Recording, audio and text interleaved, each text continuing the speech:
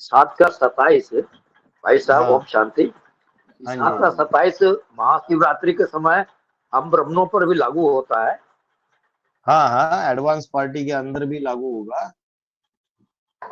जो कल्पांत काल में जब महाशिवरात्रि का समय रहेगा 2028-29 में, तो जो दूसरे दूसरे धर्म पिता है, जो अनेक अनेक धर्मों के प्रजापिता बन के बैठे हुए हैं, तो उनके प्रभाव में आने की वजह से एकदम महामूर्ख बन जाते हैं। और जो श्रेष्ठ परमात्मा का सूर्यवंशी संगठन है उसको समझ नहीं पाते, और उसमें उस परमात्मा के द्वारा जो सूर्यवंशियों की जो राजधानी स्थापन होती है उसमें आ नहीं पाते हैं। तो अभी गलती करेंगे तो कल्प कल्पांतर गलती होती रहेगी। हर कल्प में ये सेम गलती होगी उनसे, और वो विधर्मियों से प्रभाव में आके उन्हीं के सेक्शन में चले जाएंगे। सही बात है, इस सात समय भी के लागू। तेईस में हाँ 7 का भाई 23 जी, में भाई जी, हाँ 7 का 23 में यहाँ पर जो बताया गया है, तो विष्णु पार्टी में बहुत सब भाग गए हैं हमारे हमारे अपने घर के लोग, ब्राह्मण हाँ लोग, जी हाँ जी। पीबीके वाले लोग, उनके ऊपर भी हाँ तो लागू होता है। हाँ, उनके लिए भी लागू होता है, वो भी अल्प बुद्धि और वाले है ना। अल्प बुद्धि, 7 के 23 में बोला है अल्प मेधसाम, ऐसे जो अल्प बुद्धि लोग है, जो ऐसे ऐसे जो कम कलाओं वाले या कम कैटेगरी कम कुरी के ब्राह्मण है, चाहे विष्णु पार्टी वाले हैं अलग अलग, उनसे प्रभावित हो रहे, उनकी ही याद कर रहे, उनका ही यजन कर रहे, उनकी ही अर्चना कर रहे, उपासना कर रहे, तो उनको जो फल मिलेगा वो विनाशी होगा। प्राप्ति मिलेगी नहीं, उच्च पद मिलेगा नहीं उनको। अल्पकाल की छोटी मोटी प्राप्ति मिल सकती है, लेकिन जो परमात्मा बाप स्वर्ग का वर्षा देने के लिए आया है, जो ऊंच से ऊंच पद देने आया है, 108 की माला तैयार करता है, 16,108 का राज परिवार तैयार करता है, हजारों ब्रह्मा की भुजाएं तैयार हो जाती है, उन कैटेगरीज में वो नहीं आ पाएंगे। भाई जी, भाई जी, इधर 7 8 by में और 108 में भाई जी, 25 तो हाँ खुद खुद जो है राम वाली आत्मा जो प्रजापिता है, उनकी प्रवेशता है, हाँ। प्रवेशता होती है ना 8 में और किसमें? 100 में भी, 108 हाँ में, हाँ हाँ जी। 108 में उनकी प्रवेशता जो होती है ना। जो राम वाली आत्मा जो बाप समान बन गई 2018 में, बाबा ने बोला संवत 111, तो एक आत्मा तमो प्रधान से सतो प्रधान बनने के लिए 40 से 50 साल लगते हैं। तो वो जो महारुद्र है, नंबर 1 रुद्र है, वही अष्टदेव में प्रवेश करता है। 2019 से 28 का जो समय है उसमें अष्टदेव में प्रवेश करके पहाड़ बजा रहा है, इसलिए शिव की अष्टमूर्तियां बोली है। हाँ, तो आगे। तो वो भी तो बाप समान, वो अष्टदेव भी तो बाप समान ही है ना। हाँ जी, बाप समान आत्मा है। जो सही बोला बात है। खुदा के तख्त को 8 फरिश्तों ने उठाया, हाँ हाँ जी है ना, खुदा के हाँ जी तख्त को 8 फरिश्तों ने उठाया।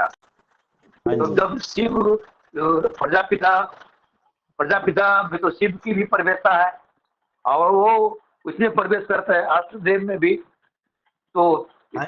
दोनों का कंबाइंड रूप में प्रवेश करेगा ना, शिव बाप, मतलब शिव बाबा, बाबा ने पुरानी वानियों में या ये शिव बोला बाप है, उस वक्त में। बाबा ने पुरानी वानियों में ये बोला है अष्टदेव में भी शिव प्रवेश करता है, लेकिन कोई ये बात को साबित करके नहीं दिखा सकता, क्योंकि सेवा का कार्य तो अष्टदेव में प्रवेश करके करता है, लेकिन मुकर्रर रूप से एक नंबर 1 में प्रवेश करके नित नया ज्ञान सुनाता है। ये पुरानी वाणी में बोला। नई वाणी में बोला कि राम वाली आत्मा जो महारुद्र है, जो बाप समान बन जाता है, नंबर 1 जो शिव बाबा का पाठधारी है, वो अष्टदेव में प्रवेश करता है। तो आप जैसे बोल रहे हैं शिव भी साथ है, क्योंकि कई वाणियों में ये भी बात आई है शिव का तो काम हो गया, एक को बना दिया, अष्टदेव को बना दिया, शिव का काम हो गया। अभी वो जो बाप समान बन गया, वही उनके अंदर प्रवेश करके कार्य करेगा। सुप्रीम सोल शिव का जो कार्य है वो तो हो गया। बीच में तो पॉइंट भी आई थी, बाप ने रिटायरमेंट ले ली करके। वानप्रस्थी अवस्था जब प्राप्त हो जाती है तो जो अव्वल नंबर का बच्चा है, गॉड इज वन, तो गॉड का बच्चा भी वन। तो जो शंकर का पाठधारी है या जो राम वाली आत्मा है, वो अपनी बाप समान स्टेज में अष्टदेव में प्रवेश करती है। अभी ये बाबा ने शिव भी उसके साथ है, बोला तो है शिव की अष्टमूर्तियां, तो शिव तो साथ में है ही है। आगे पूछिए माता जी। हाँ भाई जी, इसमें 7/25 में बोला है कि लेकिन शिव बाबा तो अकूट ज्ञान और योग का भंडार है ना भाई जी, लेकिन इसमें बताया गया है योग माया से ढका हुआ मैं सबके लिए प्रकट नहीं हूँ। लेकिन शिव बाबा योग माया से क्यों ढका हुआ होता है, एक बार एक्सप्लेन अरे कीजिए ना भाई योग जी। माया से ढका हुआ है, ये योग माया हर एक के बुद्धि में बसी हुई है, इसलिए उनको सबके लिए प्रकट नहीं है। जी बाबा ने बोला है बिनु वैराग्य विवेक न होए। जब तक वैराग्य नहीं आएगा इस पुरानी दुनिया से, भौतिक दुनिया से, भौतिक पदार्थों से, देह देह के संबंधी, देह की इंद्रिया, तब तक क्या नहीं होगा, बिनु वैराग्य विवेक न होवे, तब तक विवेक जागृत नहीं होगा, उस परमात्मा को पहचानने की आस ही नहीं लगेगी जब तक वैराग्य नहीं है। अभी बाहर की दुनिया में लोग बोलते हैं, अरे बच्चा बेटा बोलता है बाबा मेरा इंजीनियरिंग हो गया, एमबीए हो गया, मैनेजमेंट हो गया, मेरे पास बड़ी कार है, मैं अच्छी सैलरी ले रहा हूँ, मेरा पैकेज अच्छा है, पूरे साल का पैकेज मेरा 20 लाख का है, तो सब कुछ मेरे पास फैसिलिटीज है, अच्छा बंगलो है। पिताजी मेरे क्या पीछे पड़े हो कि मंदिर में जाओ? अरे मंदिर में जाने की जरूरत क्या पड़ रही है मेरे को? बच्चे तो ऐसे बोल रहे हैं ना, क्यों? क्योंकि उनके बुद्धि के ऊपर माया का आवरण है, उनको वो वैराग्य ही नहीं है भौतिक पदार्थों के प्रति, उनके ऊपर माया का आवरण है, इसलिए वो परमात्मा को पहचान नहीं पाते। बिनु वैराग्य विवेक न होवे, वो माया ही इसमें बुद्धि फंसी हुई है। 5 विकारों का सुखी विषय भोगी सब कुछ लग रहा है अच्छा, तो बोल रहे जरूरत क्या है मंदिर में जाने की, ये करने की, वो करने की, भगवान को याद करने की, भगवान का ज्ञान सुनने की, कि भगवान सृष्टि पर आया है नहीं आया है, हमें इन बातों में क्यों जाना है बोलते हैं। हम तो भाई अपने साधन है, हमने सारे धन है हमारे पास, ये सब कुछ है, तो नास्तिकता की तरफ दुनिया जा रही है। और जो नास्तिक नहीं है, थोड़े बहुत मंदिर में भी जा रहे हैं, तो भी उनके पास पूरा वैराग्य तो है नहीं मंदिर मस्जिद चर्च में जाने वाले, तो माया का आवरण है, तो उसकी वजह से साधारण मनुष्य शरीर में आए हुए भगवान को पहचान नहीं पाते हैं। इसलिए बोला योग माया समावृत। जी ओम शांति भाई माया का जी। कंडक्टर तार में लगा रहता है, इंसुलेशन लगा रहता है, तो हमारा बल्ब नहीं जलेगा जब तक माया रूपी इंसुलेशन कंडक्टर पर से नहीं हटाएंगे, तब तक नहीं हम बल्ब जल। हाँ जी, यही बात है। आगे पूछिए माता जी। जी VCD 2711 में बोला है एशिया के जो ऐश करने वाले हैं उनका आधार है रमेश भाई, तो इसका बेहद में क्या अर्थ है?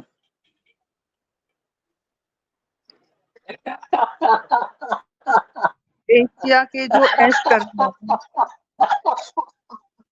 कौन हंस रहा है?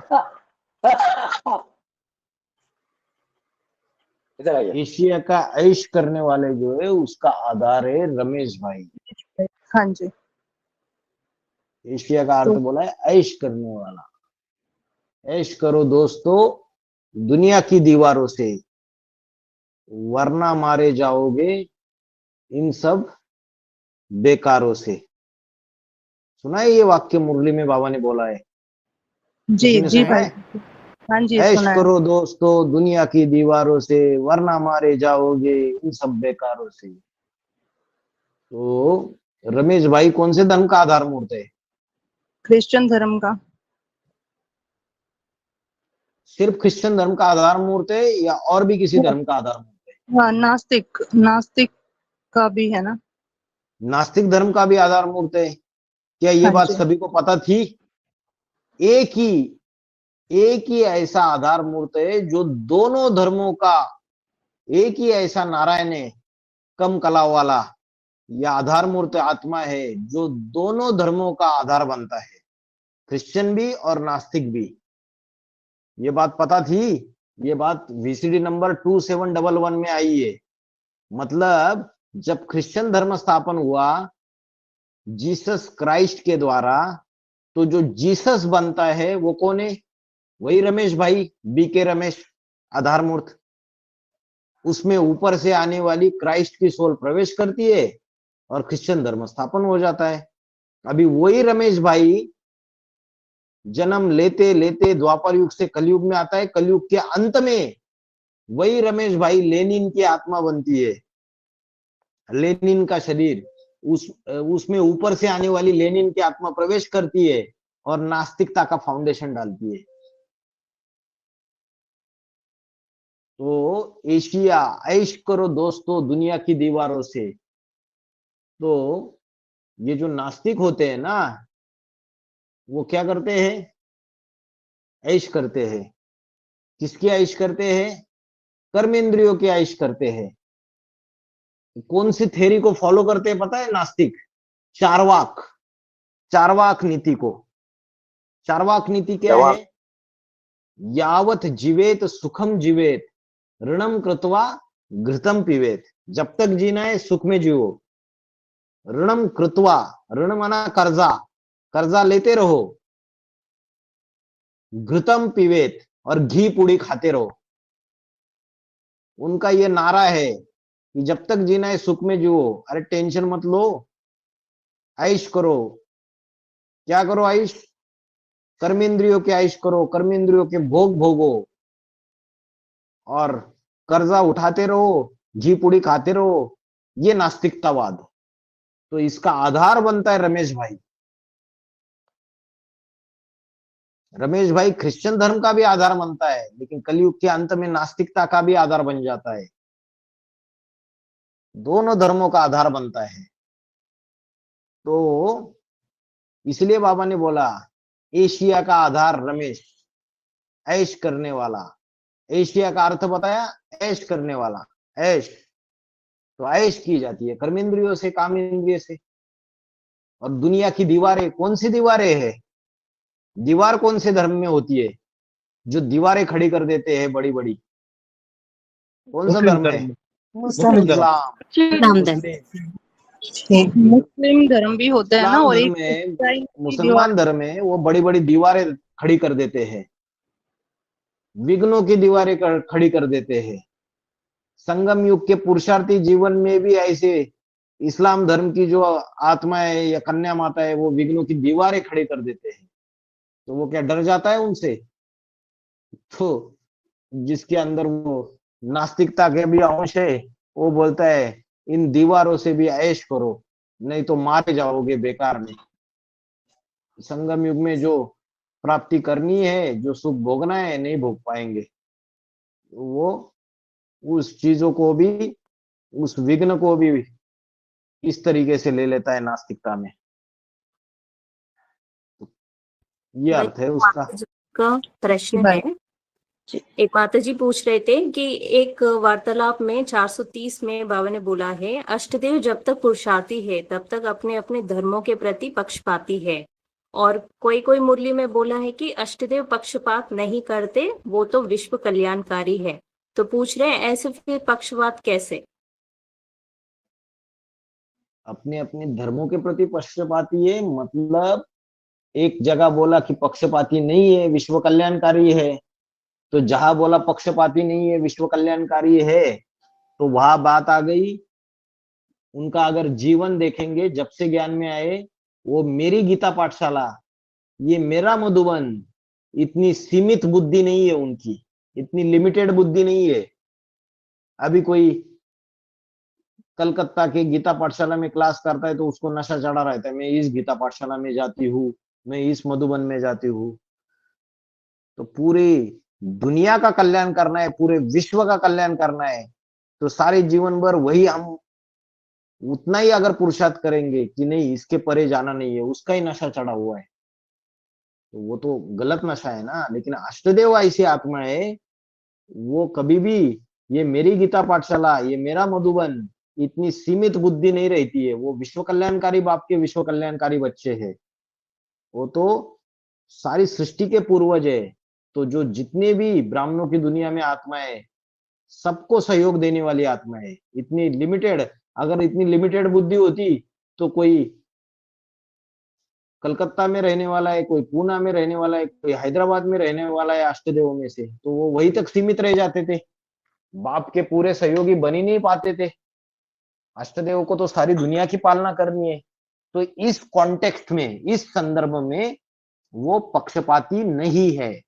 समझ में आया? इस कॉन्टेक्स्ट में।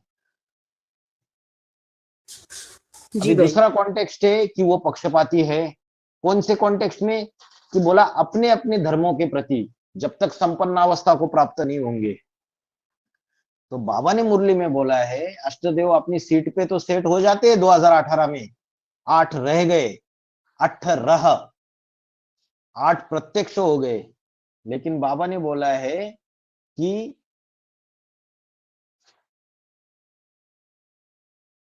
क्या बोला है, 8 तो प्रत्यक्ष हो गए, सीट पे भी सेट हो गए। लेकिन बाबा ने बोला 8 राजाइया अष्टदेव की अलग अलग दिखाई देगी स्पष्ट तरीके से। तो अंतिम जन्म में अष्टदेव किसी न किसी धर्म में नीचे गिरते हैं या नहीं गिरते हैं? जिस धर्म में नीचे गिरते हैं उस धर्म का उनका छिलका चढ़ा हुआ है। और 83 बर्थ बाप के पक्के पक्के सूर्यवंशी बच्चे सहयोगी बनकर रहे। लास्ट जन्म में जाके उनको नीचे गिरना ही है। अगर वो नीचे नहीं गिरेंगे तो मेरे को बोलना कि जो अलग अलग धर्म है उनका उद्धार होगा क्या? क्योंकि बाबा ने मुरली में बोला है अष्टदेव को भी हर धर्म को, जिस जिस धर्म के पूर्वज है उस धर्म को राइटियस बनाने की ड्यूटी है, उनकी कर्तव्य है उनका।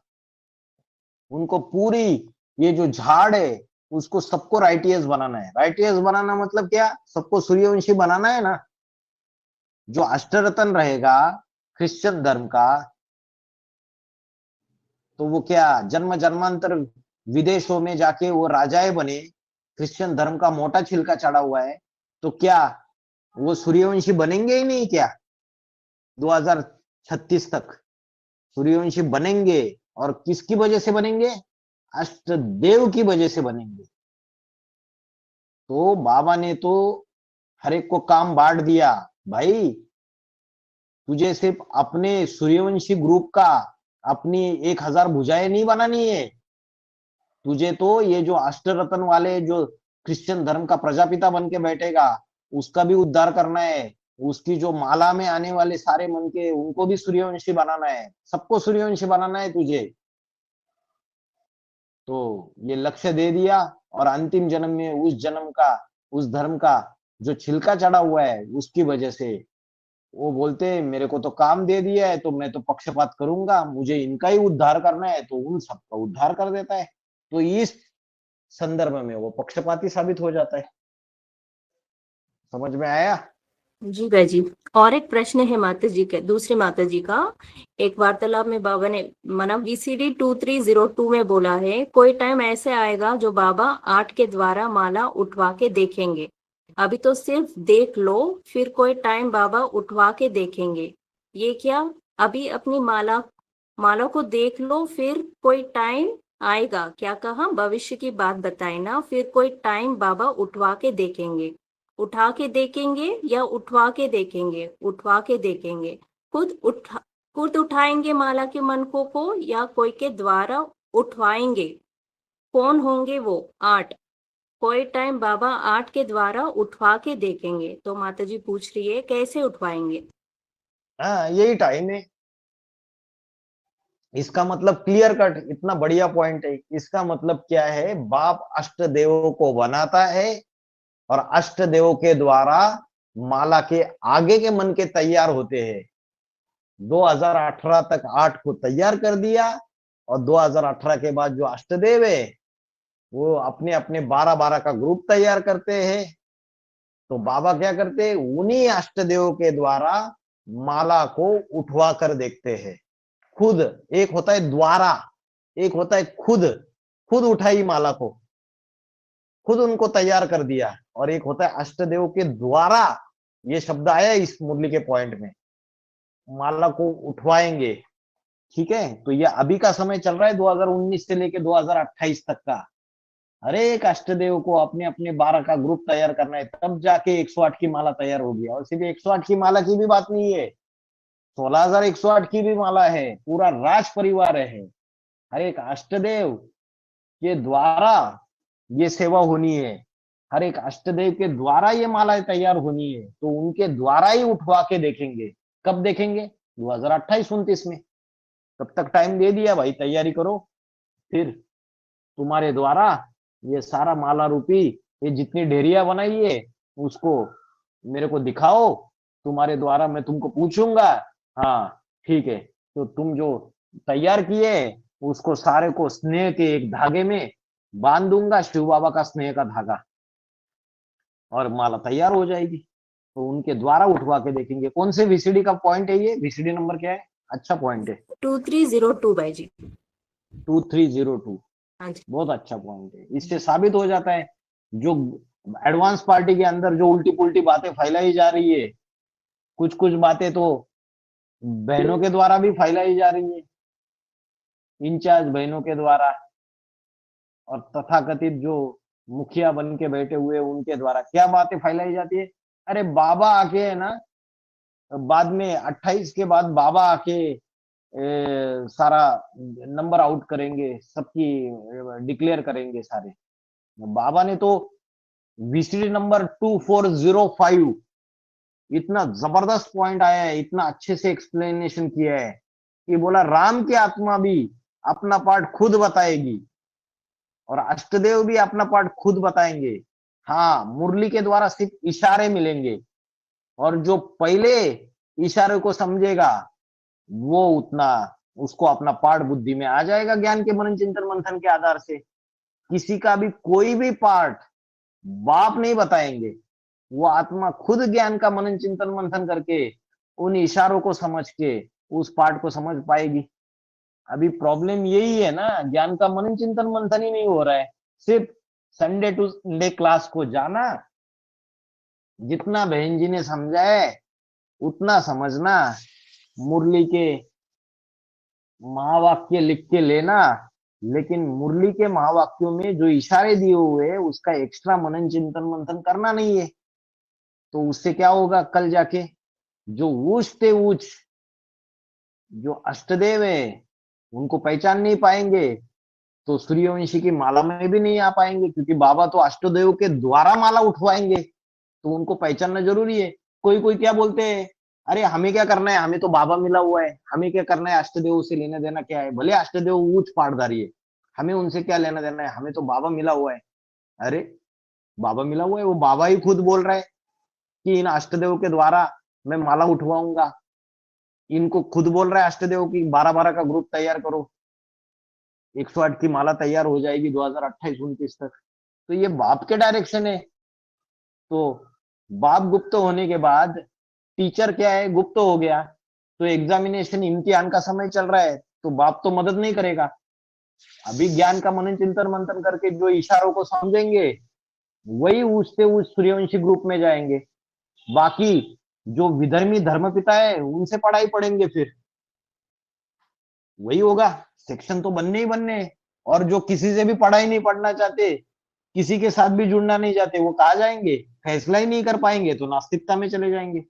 बाबा ने बोला है फैसला तो करना ही पड़ेगा, इसलिए ये सत्य असत्य का धर्म युद्ध है। ओम शांति घर भाई जी। गृहस्थ महाभारी महाभारत शांति गृह भाई युद्ध जी। है। इससे पसार हुए बगैर स्वर्ग के गेट नहीं खुलेंगे। कोई डर के भाग जाए, नहीं नहीं नहीं हमें क्या करना है, हमें ये नहीं करना है, हमें वो नहीं करना है। अरे ज्ञान तो लिया एडवांस पार्टी का, बाबा का एडवांस ज्ञान, इतना गहरा ज्ञान। सीधा हाथ कर लिया। ये कोई साधारण स्कूल है? ये तो कोई कॉमन सत्संग है कि इसमें सिर्फ जाओ संडे टू संडे क्लास सुनो और घर पे वापस जाओ, खत्म कहानी। थोड़ा अच्छा लगता है, हाँ हाँ इधर लिखो, थोड़ा थोड़ा अच्छा लिखो। बताते हैं बाबा, ये कोई ब्रह्म कुमारी जैसा धारणा का ज्ञान है? इसमें अनेक जन्मों के पाठ छुपे हुए हैं, विश्व की राजाई देता है, बड़े बड़े पद छुपे हुए हैं, इसको समझना है। ठीक है, आगे। भाई ओम जी, शांति भाई जी। जैसे मेरा अभी क्वेश्चन है, भाई जी मेरा सुनिए, मैं बहुत देर से इंतजार कर रही हूँ। हाँ, मेरा प्रश्न है, रमेश भाई से जारी सुरक्षा अभियान शिवरात्रि पर निकलेंगे। अच्छा है, संगठन में आवाज बड़ा करो। इस बारी सब सेंटर्स मिलकर उमंग उत्साह से सेवा करो। जो टॉपिक वर्तमान समय के हैं उसको उठाओ। जैसे सोच रहे हैं वह अच्छा है। चारों ओर से टॉपिक रखो जो सब समझें कि ये दुनिया के वायुमंडल को ठीक करने चाहते हैं। यह व्यक्तवाणी का पॉइंट है भाई। और एक पॉइंट और अव्यक्तवाणी, इसके बाद, अव्यक्तवाणी की डेट बताइए। 2-2-13। 2-2-13, कितना बढ़िया पॉइंट है। रमेश भाई को क्या बोला कि ये जो सेवा कर रहे हो, ये अच्छी सेवा कर रहे हो। और क्या बोला कि ये अलग अलग टॉपिक के ऊपर जो भाषण करो, टॉपिक उठाओ, इससे क्या होगा, क्या बोला उसमें?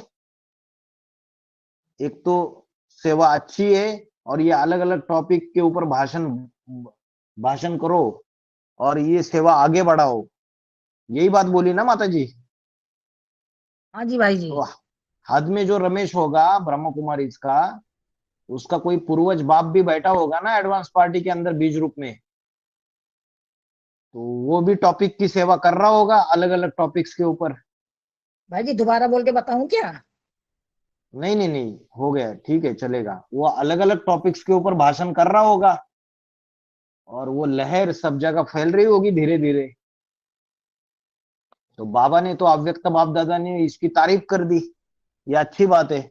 लेकिन एडवांस पार्टी के अंदर तो किसी किसी को तो मिर्ची लग जाती है। अलग अलग टॉपिक्स के ऊपर जो बाहर की दुनिया वालों को समझाना है, ये तो अच्छी सेवाएं करके अव्यक्तवाणी में तारीफ कर दी बाबा ने रमेश बच्चे की। भाई जी, बाबा आदमी ने में बोल रमेश दिया। है तो बेहद में भी रमेश है। ठीक है। भाई मेरा एक बाबा क्वेश्चन और रहेगा। एक क्वेश्चन और है मेरा भाई। हाँ, spirituality in research research dialogue करने के लिए प्लानिंग ग्रुप रमेश भाई ने बाप दादा को सुनाया कि हर वर्ग में जो कोई ना कोई विशेष विशेष किसी विषय पर रिसर्च कर रहे हैं, उन मुख्य लोगों का एक डायलॉग करने का विचार है। उसकी मीटिंग चल रही है। अच्छा, कोई प्रोग्राम बनाया? अच्छा, हर एक बिग अपनी सेवा करके उसमें से निकालेंगे निकालेंगे फिर उसका डायलॉग रखेंगे। तो हर एक बिग बाप दादा को देखेंगे किस बिग ने क्या निकाला, कौन सी आत्माएं रुचि वाली निकाली। अच्छा है, फिर सब मिलकर डायलॉग करेंगे। अच्छा है। अव्यक्त वाणी है 16/11/6 की। हाँ, तो रिसर्च की बात है। रमेश भाई जो है, उन्होंने स्पार्क विंग के मुखिया थे, और स्पार्क विंग में सारा रिसर्च वर्क होता था। क्योंकि बाबा ने बोला है, ये जो ज्ञान है, ये जब साइंस से टैली हो जाएगा, स्पिरिचुअलिज्म से, तो बाप की प्रत्यक्षता हो जाएगी। और रिसर्च तो गीता का भी करने के लिए बोला है, गीता के आधार पे ही ज्ञान समझाना है आगे चल के। गीता का भगवान कृष्ण ने, शिव शंकर भोलेनाथ है। तो जूरिस्ट विंग का भी मुखिया था रमेश भाई, इस टॉपिक के ऊपर काम कर रहे थे। और रिसर्च जो होती थी कि साइंस के आधार से इस आध्यात्मिक ज्ञान को, बाबा के ज्ञान को टैली करने का काम, ये भी होता था। तो जरूर उसका कोई बीज रूपी एडवांस पार्टी की दुनिया में भी रमेश भाई का भी कोई बीज पूर्वज है, वो भी रिसर्च वर्क में लगा होगा। उसकी जो पूरी टीम रहेगी, उसका जो पूरा ग्रुप रहेगा, वो अलग अलग टॉपिक्स के ऊपर भी रिसर्च कर रहा है, और साइंस की बातों को भी ज्ञान से टैली करने का रिसर्च कर रहा है अभी वर्तमान में। तो ये बात टैली हो रही है। भाई जी, दोनों बाबा पॉइंट कौन सी मुरली के हैं? ओम शांति भाई जी। बोलिए। भाई जी, बाबा ने मुरली में बोला है कि रमेश सुधर जाए तो सब सुधर जाएंगे, 2711 मुरली में बोला है, तो इसका क्या हाँ, अर्थ है? ये रमेश बच्चा सुधर जाए तो सब सुधर जाएंगे। इसका अर्थ ये है, बाबा ने इस वाणी को अगर आप ध्यान से सुनेंगे तो उसके आगे पीछे बाबा ने ये बोला है कि ये जो वेजिटेरियन सोसाइटी है, ये जो वेजिटेरियन सोसाइटी है, इससे दुनिया का उद्धार होने वाला नहीं है। तो वेजिटेरियन सोसाइटी है कौन सी है ब्राह्मणों की दुनिया में?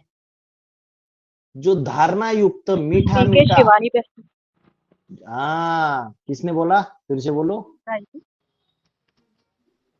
किसने बोला? वेरी गुड, किसने बोला?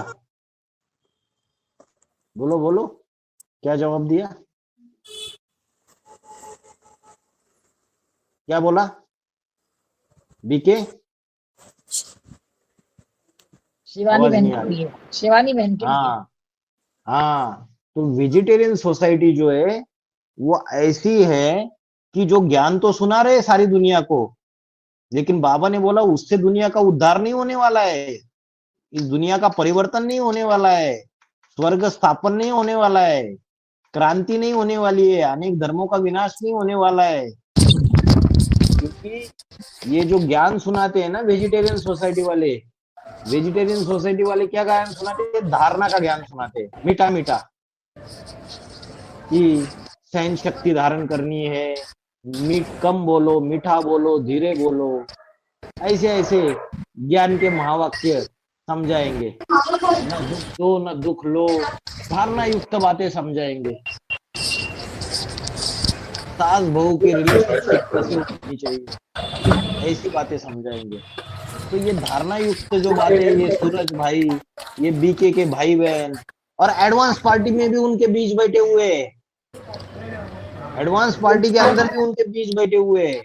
सेंटर्स में जाओगे ना आप, इंचार्ज बहन ऐसी मीठी मीठी बात करेगी, ऐसा मीठा मीठा अव्यक्त वाणियों का धारणा का ज्ञान सुनाएगी, ऐसे नहीं करना है, वैसे नहीं करना है, मीठी मीठी बातें सुनाएगी। लेकिन ज्ञान की जो गहराई है, जो ज्ञान के जो गहरे गहरे बाबा के महावाक्य है, जो एडवांस नॉलेज की गहराई है, वो इंचार्ज बहन को और उन बहनों को पता ही नहीं है। तो धारणा के ज्ञान से इन वेजिटेरियन सोसाइटियों से इस दुनिया का उद्धार नहीं होने वाला है। इसलिए बाबा की नजर किसके तरफ गई? रमेश बच्चे की तरफ गई। और ये जो रमेश बच्चा है ना, ये अलग अलग सेमिनार और कॉन्फ्रेंस करने में बड़ा होशियार है। तो बाबा की नजर गई रमेश बच्चे की तरफ। अभी रमेश बच्चा तो लगा हुआ है, जो हद का रमेश है उसका भी कोई बाप है एडवांस पार्टी में, जो उसका बाप है, जो पूर्वज है अष्टदेवों में, वो जो रमेश है वो किसमें लगा हुआ है? दिन रात वकालत करने में लगा हुआ है, ये केसेस वो केसेस। तो बाबा को लग रहा है अरे भैया ये बच्चा कब सुधरेगा, उसके अंदर जो खासियत है कॉन्फ्रेंस करने की, ये सेमिनार करने की, ये भाषण करने की, अगर वो इन बड़े बड़े टॉपिक्स के ऊपर भाषण करेंगे जो बाबा के कोर इश्यूज है। भगवान सर्वव्यापी नहीं है, भगवान एक व्यापी है। जो बीके शिवानी बहन आज बड़े बड़े मंचों पे बैठती है सन्यासियों के साथ, तो वो बीके शिवानी बोल पाती है कभी कि भगवान सर्वव्यापी नहीं है? कभी बोल पाती है कि गीता का भगवान कृष्ण नहीं शिव शंकर बोले ना थे? नहीं बोल पाती है। सिर्फ अपना वेजिटेरियन सोसाइटी का ज्ञान सुनाती है, धारणा युक्त वाणी सुनाती है। सिर्फ बीके शिवानी की बात नहीं है, ऐसे ढेर सारे बीकेज में सिर्फ धारणा युक्त। बाबा जिन बातों को उठाना चाहते हैं जिससे दुनिया में रिवॉल्यूशन हो, क्रांति हो, और ये बड़ी बड़ी जो धारणाएं फैली हुई है ये सारी ध्वस्त पस्त हो जाए, तो ये जो ताकत है, बाबा को कौन बच्चा याद आता है? सिर्फ रमेश बच्चा याद आता है। रमेश बच्चे का भी जो बाबा ने मुरली में बोला है, इसी मुरली में तो रमेश बच्चा सुधर जाएगा तो सब सुधर जाएंगे। तो बाबा ने ब्रह्मा बाबा की कठ बुद्धि में ये रमेश का भी बाप और उसका भी बाप और उसका भी बाप, इसकी बात बुद्धि में बैठती नहीं है। अभी देखो ये मुरली सुनो, वीसीडी नंबर 2711, इसमें ये पॉइंट बोला, बाबा की बुद्धि में ये रमेश का भी बाप, उसका भी बाप और उसका भी बाप, ये बात बुद्धि में बैठती नहीं है। किसकी बुद्धि में? ब्रह्मा बाबा की बुद्धि में। क्यों नहीं बैठती है? क्योंकि ब्रह्मा बाबा जो आधार मूर्त का जो बीके रमेश है, उसको ही समझते हैं कि ये सुधर जाएगा तो सब सुधर जाएंगे। लेकिन बीजरूपी दुनिया में वो रमेश का बाप कौन है? कौन है रमेश का बाप? अष्टरतन। क्रिश्चियन धर्म का जो प्रजापिता है या अष्टरतन है, वो उसका बाप है। और उसका भी बाप कौन? कौन है उसका बाप, उस अष्टरतन का? पूर्वज अष्टदेव, पांचवा उनका। 5वें नंबर का पूर्वज अष्टदेव। तो ब्रह्मा बाबा की बुद्धि में बात नहीं बैठती है ये कि ये सुधर जाएगा तो सब सुधर जाएंगे। तो बाबा की नजर उस 5वें नंबर के पूर्वज के तरफ जाती है। और बाबा बोलते ये तो लगा हुआ है वकालत के धंधे में, सालों साल ये केस कर, वो केस कर, इधर जाके कोर्ट में जाके ये केस को, यज्ञ के केस को सॉल्व कर, दिन रात वही काम करता रहता है। तो बाबा की नजर उसके तरफ गई, अरे सुधर जा भाई, तेरा जो ये कॉन्फ्रेंस, सेमिनार, अलग अलग टॉपिक्स के ऊपर बात करना, ये जब करेगा तो सब सुधर जाएंगे। तो जो ये आज धारणा युक्त बातें बता रहे वेजिटेरियन सोसाइटी, इससे दुनिया का उद्धार नहीं होने वाला है। एडवांस पार्टी में भी ऐसे ऐसे बहने भाई बैठे हुए सिर्फ धारणा युक्त ज्ञान सुनाते, उससे दुनिया का उद्धार नहीं होने वाला है, कोई बाप की प्रत्यक्षता नहीं होने वाली है। यही इस पॉइंट का अर्थ है। ओम शांति भाई जी। ओम शांति। VCD 2408 में बोला है, हर धर्म के अपनी अपनी माला होती है और मन के भी कम ज्यादा होती है। इसका अर्थ क्या है भाई जी, कम या ज्यादा मना? हाँ, हर धर्म की अपनी अपनी माला होती है। सूर्यवंश की अपनी माला, चंद्रवंश की अपनी माला, इस्लाम वंश की अपनी माला, बौद्ध वंश की अपनी माला। कम ज्यादा होते हैं, हाँ हो सकता है कम ज्यादा होते, बाबा ने बोला है। जैसे आप कभी कोई मुस्लिम महिला माला जापती है ना, देखिए उनके पूरे 108 मन के नहीं होते हैं। मैंने देखा था एक बार ट्रेन में, वो माला का जाप कर रहे थे, तो वो 108 नहीं थे, 100 ही थे। तो किसी ने जो अपना संगठन तैयार किया, वो अधूरा संगठन तैयार किया, 100 का संगठन तैयार कर लिया। वो ऐसी आत्माएं होती है जो राजाएं बनती है। तो किसी ने बराबर 108 राजाएं बनाए, किसी ने कम बना दिए, 100 बना दिए। लेकिन जो सूर्यवंशी है संगठन, वो पूरे 108 की माला बनाते हैं। इसलिए जो हिंदू लोग है वो 108 की माला का जाप करते हैं। दूसरे धर्म वाले एक्यूरेट 108 की माला का जाप नहीं करते, कोई 100 की माला का भी जाप करते हैं। मन के कम ज्यादा है। जिन्होंने जिन्होंने जैसा संगठन तैयार किया पावरफुल, ऐसे ऐसे राजाओं की क्वालिटी जिनके जिनके अंदर आ गई, किसी में कम आ गई, किसी धर्म वालों में ज्यादा आ गई। जिनमें कम आ गई उनके मन के कम हो गए। यही बात है भाई जी। और एक प्रश्न है, अव्यक्तवाणी का पॉइंट है भाई जी। बाबा ने हम सबको नथिंग न्यू का पाठ पक्का कराया है, तो नथिंग न्यू के हिसाब से ही आज का प्रोग्राम चला। इसका बेहद में अर्थ क्या है भाई जी? ये तो अव्यक्तवाणी का पॉइंट है भाई जी, नवंबर 30-13 का। नथिंग न्यू रमेश भाई के लिए बोला है ये बात। रमेश भाई के लिए, ओके। हाँ, नथिंग न्यू का पार्ट पक्का किया, मतलब यज्ञ में कितने भी बड़े बड़े संकट आते हैं, समस्याएं आती है, अलग अलग सर्कमस्टांसेस आती है, तो रमेश भाई की आदत क्या थी, वो बोलता था नथिंग न्यू, उसका पार्ट पक्का कर रहा था। यही बात है कि उन समस्याओं का सामना करना, और एक होता है समस्या है तो उससे डर जाना, पीछे हट जाना, और समस्याओं का सामना नहीं कर पाना। तो कल्प पहले भी ऐसी समस्याएं आई थी। तो निश्चय बुद्धि है वो आत्मा, वो रमेश, और उसका जो बीज रूप है पूर्वज, वो निश्चय बुद्धि है। तो उनका नथिंग न्यू का पार्ट उन्होंने पक्का कराया कि कुछ भी प्रॉब्लम्स आते हैं तो नथिंग न्यू, पिछले कल्प में भी हुआ था, अब भी हो गया, उसमें क्या डरना है, उसमें क्या घबराना है, पीछे हटना है। ये पार्ट उसने पक्का कराया। आगे। ओम शांति भाई जी। एक अव्यक्त वाणी है 30/11/2013 की, उसमें एक पॉइंट आया है, रमेश भाई उषा बहन से जो कुछ भी होता है उसको अवॉइड करके खुश रहती हो और ये खुशी बेफिक्र बनाए आगे बढ़ाती है, यही दवाई है। इसका अर्थ बताइए। तो बीमारी भी आए तो भी खुश रहते हो, ये खुशी यही दवाई है। तो यही है बाबा ने रमेश भाई और उषा की जो जोड़ी थी ब्रह्म कुमारीज में आधार मूर्ति में, तो वो हमेशा सेवा में बिजी रहते थे, इतनी बीमारी आई तो भी बेफिक्र रहते थे। तो वही बात बाबा ने बताई, यही अर्थ है उसका सिंपल। तो ये खुशी को कायम रखते हो कितनी भी बीमारी आई और आगे बढ़ते रहते हो, वही बात उसके पूर्वज के ऊपर भी लागू होगी। ओम शांति भाई जी मेरा भाई जी एक मुरली चली थी 16/11/18 में, बाबा ने क्लैरिफिकेशन दिया। बाबा ने बोला कि उन्होंने एडम का नाम क्यों रख दिया, उन्होंने डम डम डम देख लिया क्या? क्रिश्चियन ने क्या देखा? क्रिश्चियन ने क्या देखा? उनके बुद्धि रूपी हाथ में वो डमरू आ गया। जब वो डमरू बजता है तो क्या है दुनिया में? विनाश हो जाता है, होता है कि नहीं? तो उन्होंने उसका नाम रख दिया जो डमरू बजता है, हे डम डम इधर आओ, जल्दी आओ। हम बहुत दुखी हो गए। हमने जो एटम बम बनाया था, हमने जो एटम बम बनाया ना, वो भी हमारे काम नहीं आ रहे। अब हमारा खेल खलास होने वाला है। तो वो एडम को ढूंढते हैं, एडम इधर आओ। तो इस मुरली पॉइंट का क्या अर्थ है, किसके लिए बोला बाबा ने, समझ में नहीं आया। ये वाणी जब पहले से सुनेंगे बहुत गहरी वाणी है। ये वीसीडी नंबर 2702 वाली है ना?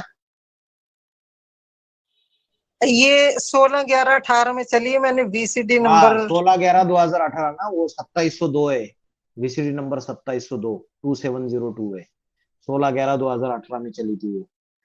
तो ये वाणी बहुत गहरी वाणी है। इस वाणी में बात कर रहे 5वें नंबर के अष्टदेव से, 5वें नंबर के पूर्वज से, जो क्रिश्चियन धर्म का पूर्वज है।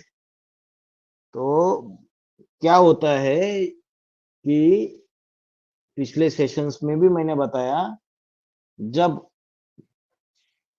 उसका टकराव हो जाता है यज्ञ के किसी काम में, इस्लाम धर्म की जो पूर्वज आत्मा है वो मनमानी कर रही है बाबा गुप्त होने के बाद 2018 में, और यज्ञ के कामों का नुकसान कर रही है। तो 5वें नंबर का जो पूर्वज है वो भड़क जाता है, ये तो पूरा नुकसान कर रही है बाबा के एब्सेंस में। तो वो तो तीसरे नंबर का इस्लाम का पूर्वज है, वो तो अड़ियल पाठधारी है, मस्जिद जिद जिद करने वाली है एकदम। अड़ जाती है तो अड़ जाती है, दीवार बन के खड़ी हो जाती है, सच्चाई पे चलने वाले को चलने नहीं देती है, विघ्नों की दीवार बन के खड़ी हो जाती है। अभी यज्ञ का तो नुकसान हो रहा है। तो ये एडम क्रिश्चियंस में जो प्रथम मनुष्य है, प्रथम पुरुष है, जिसको शंकर बोलते हैं, उसको क्रिश्चियंस में बोलते हैं एडम, एडम और ईव की जोड़ी। तो जब वो 5वें नंबर का पूर्वज इस परिस्थिति में फंस जाता है, जब उसको याद आता है कि मेरा बाप जो है वो तो है नहीं अभी,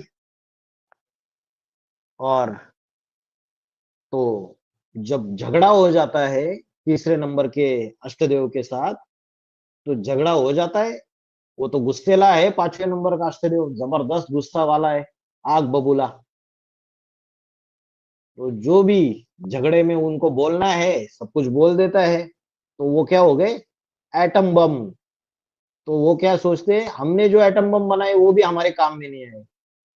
अभी ये एटम बम फोड़े, झगड़ा किया, तो भी सॉल्यूशन तो निकला ही नहीं। वो अड़ियल है, इस्लाम धर्म की पूर्वज, अपनी गलत बात पे अड़ी रही, यज्ञ का तो नुकसान हो रहा है। तो वो दुखी हो जाता है, फिर बोलता है बाबा कहाँ चले गए, मेरे को क्या चक्री में फंसा गए। उसको वो बाबा की याद आती है। किसकी याद आती है? एडम, एडम की याद आती है उसकी। जब बहुत दुखी हो जाता है तो उस एडम की याद आती है।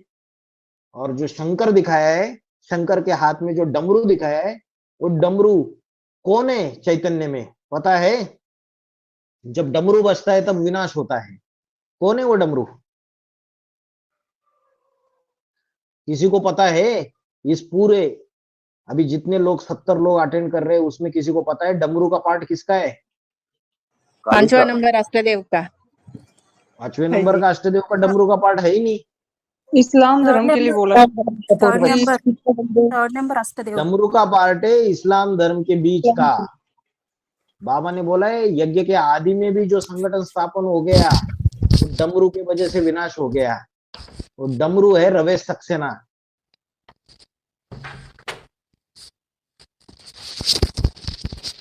बाबा ने बोला यज्ञ के आदि में भी उसके अंदर विनाशकारी संकल्प चले जिसकी वजह से संगठन टूट गया। तो वो डमरू का कोई पूर्वज होगा या नहीं? जो शंकर के बुद्धि रूपी हाथ में है उसका पूर्वज है इस्लाम धर्म का अष्टदेव। तो जो वो डमरू जो है जब बजता है तब विनाश होता है। क्या डमरू बजा? क्या डमरू बजा? वो बाबा गुप्त हो गए और वो स्वाति मालीवाल जिसने बाबा की ग्लानी की थी और एक सीमा शर्मा जिसने 2017-18 में मीडिया में न्यूज चैनल्स में जो भी नेशनल न्यूज चैनल है उसमें बाबा की बहुत ग्लानी की थी, गंदी गंदी बातें बोली थी। उनके खिलाफ मानहानि का केस डालना था। ये 5वें नंबर का जो पूर्वज है उसको अष्टदेव को उसको मानहानि का केस डालना था। और ये जो डमरू है ना, ये डमरू जब बजता है ना तब विनाश हो जाता है। तो ये जो तीसरे नंबर की इस्लाम धर्म की पूर्वज है वो जवाब क्या देती है? जब ये केस डालना है और उसके लिए धन राशि चाहिए, क्योंकि केस डालने के लिए कोर्ट फी जमा करनी रहती है। कोर्ट में 50,000 रुपए चाहिए थे, तो 50,000 देने का काम उसके पास क्यों गया? इसलिए गया क्योंकि वो फाइनेंस डिपार्टमेंट संभालती है। वही इस्लाम धर्म की पूर्वज, उसको इंदिरा गांधी को हो या माया बेटी को हो या गांधारी को हो जो आग के ऊपर पट्टी बांध के बैठी हुई है, या इस्लाम धर्म की मिस जिद कहो, तो वो जो पूर्वज है या कुमार का कहो वो उसके पास गया क्योंकि फाइनेंस का सेक्शन है। तो यज्ञ के नियम के अनुसार वही वो धनराशि को पास करेगी और उस धनराशि से वो कोर्ट फीस भर के वो केस डाला जाएगा। तो वो डमरू क्या जवाब देता है पता है? इतना गलत जवाब देता है। बोलता है यादव और कौरव लड़ाई लड़ते हैं, पांडव कभी लड़ाई लड़ते नहीं।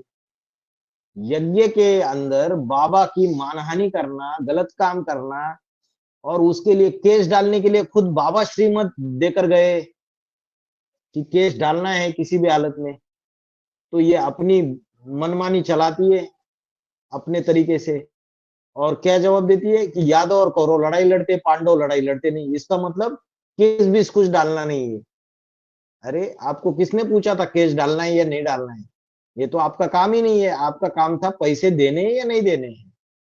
तो ये जो डमरू बजा मतलब उसने ये बात बोली और कड़ा झगड़ा हो गया 5वें नंबर के अष्टदेव का तीसरे नंबर के पूर्वज से।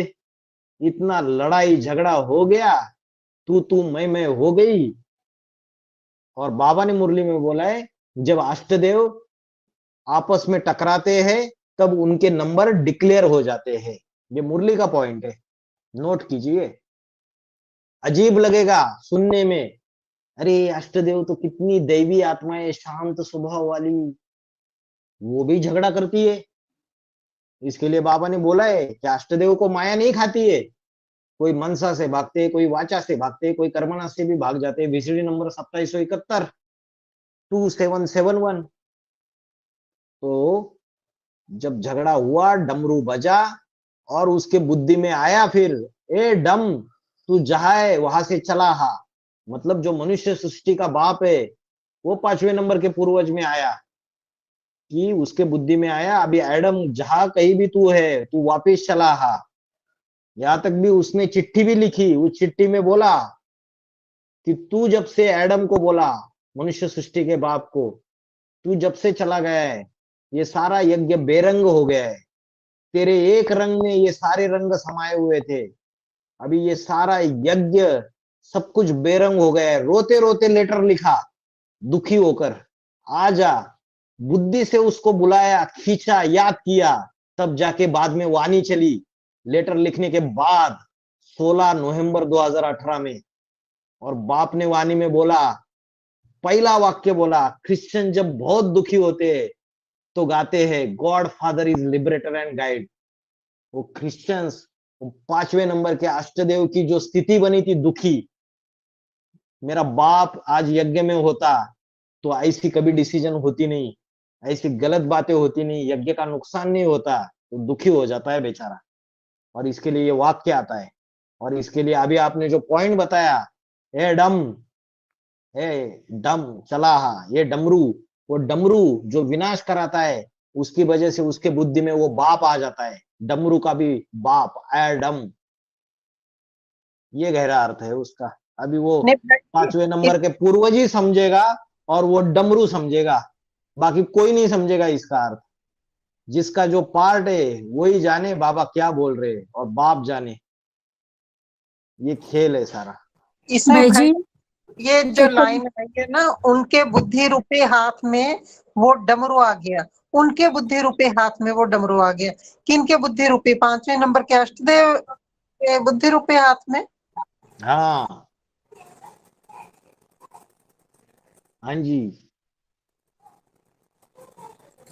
भाई जी, एक मुरली का पॉइंट है कि क्षत्रिय धर्म को छात्र तेज की ताकत बाप से मिलती है, तो इसका थोड़ा अर्थ बताइए।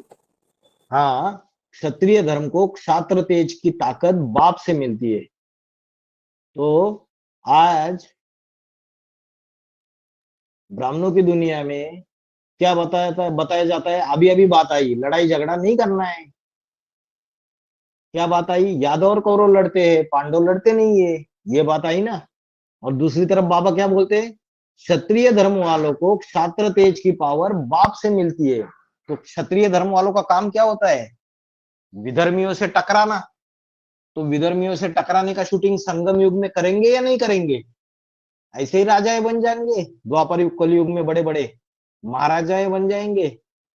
राम वाली आत्मा, मनुष्य सृष्टि का बाप, जो ब्राह्मणों का यज्ञ है, उसके अंदर जो विधर्मी और आसुरी आत्मा है, उनसे टकराई या नहीं टकराई? बताइए। हाँ जी भाई जी, हाँ जी, टकराई। तो जो ऐसे क्षात्रिय धर्म वाले होते हैं, उनको क्षात्र तेज की जो ताकत है वो बाप देता है। अरे भाई, टकराएंगे तो शक्ति क्षीण होगी या नहीं होगी? शक्ति क्षीण होगी, एनर्जी क्षीण होगी। तो उनका वो जो तेज है, क्षात्र तेज, वो बरकरार रखना चाहिए या नहीं रहना चाहिए? ये पॉइंट एक्चुअली बड़ा पॉइंट है। आप इसको पूरा सुनेंगे ना, बहुत जबरदस्त पॉइंट है। इसमें बाबा ने क्लियर कट बोला है कि उनकी छत्र छाया के रूप में बाप खड़ा हुआ है, क्योंकि जन्म जन्मांतर उनका काम ही है क्षत्रिय तेज वालों का, कि टकराना विधर्मियों से। बाकी लोग तो क्या होते हैं, अधीन हो जाते हैं विधर्मियों के, और अधीन होने से हथियार टेक देते हैं, और हथियार टेक देते हैं, उसकी वजह से भारत और भारतवासी पतन में चले गए। लेकिन जो क्षात्र तेज वाले, जैसे महाराणा प्रताप, बाकी भी हिंदुस्तान में राजाएं थे, उन्होंने अकबर के सामने घुटने टेक दिए, लेकिन महाराणा प्रताप ने घास की रोटियां खाई, लेकिन घुटने नहीं टिके, टकराता रहा उससे। तो ये क्षत्रिय तेज की पावर उनको बाप देता है यज्ञ के अंदर, ऐसे आसुरी विधर्मी आत्माओं से टकराने के लिए। तो ऐसा नहीं है कि सिर्फ ब्राह्मणत्व में तेज होता है, क्षत्रियत्व में तेज होता है। बाप खुद भी बड़ा से बड़ा क्षत्रिय है, और बाबा ने बोला है उसको क्या ब्राह्मण बनने के लिए ज्यादा टाइम लगेगा? अरे वो चाहे तो लास्ट में जाके 1 मिनट में ब्राह्मणत्व अपना पूरा 100% ब्राह्मणत्व धारण कर सकता है। क्योंकि क्षत्रियत्व धारण किस लिए किया है? कुछ उसको स्वार्थ है, लड़ाई झगड़ा करने की, टक्कर लेने की दूसरों के, स्वार्थ नहीं है। ये श्रेष्ठ ब्राह्मणों की सुरक्षा करने के लिए ये क्षत्रियत्व धारण करना पड़ता है किसी न किसी को। तो ऐसो को कौन ऐसे क्षात्र तेज को, वो क्षात्र तेज देने वाला, उनको छत्र छाया देने वाला वो बाप है। इसलिए वो टकराते और फिर से उनको वो तेज मिलता है, बाप की छत्र छाया मिलती है, फिर से उठ के खड़े हो जाते हैं, फिर से टकराते हैं। वो ताकत बाप देता रहता है उनको। ठीक है भाई। गीता में क्या बोला है, श्लोक क्या है? शौर्य तेजम धृति दाक्षम। शौर्य तेजम, क्षत्रिय के गुण बताए। धृति, धृति माना धैर्य, दाक्ष दक्षता, अलर्टनेस, और मैदान से, युद्ध भूमि से भाग न जाना, ये क्षत्रियत्व के गुण बताए। तो ये ब्राह्मणों की दुनिया में भी ये युद्ध भूमि है, ये सत्य असत्य की युद्ध है। तो जो क्षात्र तेज वाले, वो कोई डर जाता है, हमें भाई ये सब कुछ क्यों करना है, हमारी खुद की स्थिति डाउन हो जाती है, फिर क्या फायदा ये सब कुछ करने से। अरे सच्चाई के लिए लड़ेंगे तो बाप ताकत देगा तुमको। आगे भाई जी एक वार्तालाप है 131, उसमें बोला है पॉइंट मुरली का, शत्रुघ्न माना शत्रुओं का नाश करने वाला। शत्रुघ्न को काम दिया है कि जो इस दुनिया में आत्मिक स्थिति के जो भी शत्रु हैं उनका हनन करो। क्रिश्चियन धर्म का बीज रूप इस्लामियों का हनन करता है, तो इसमें शत्रुघ्न किसके लिए आया? हाँ, शत्रुघ्न उसी के लिए आया। क्रिश्चियन धर्म का जो मुखिया है, अष्ट रतन के लिए भी लागू होगा और उसके पूर्वज के लिए भी लागू होगा।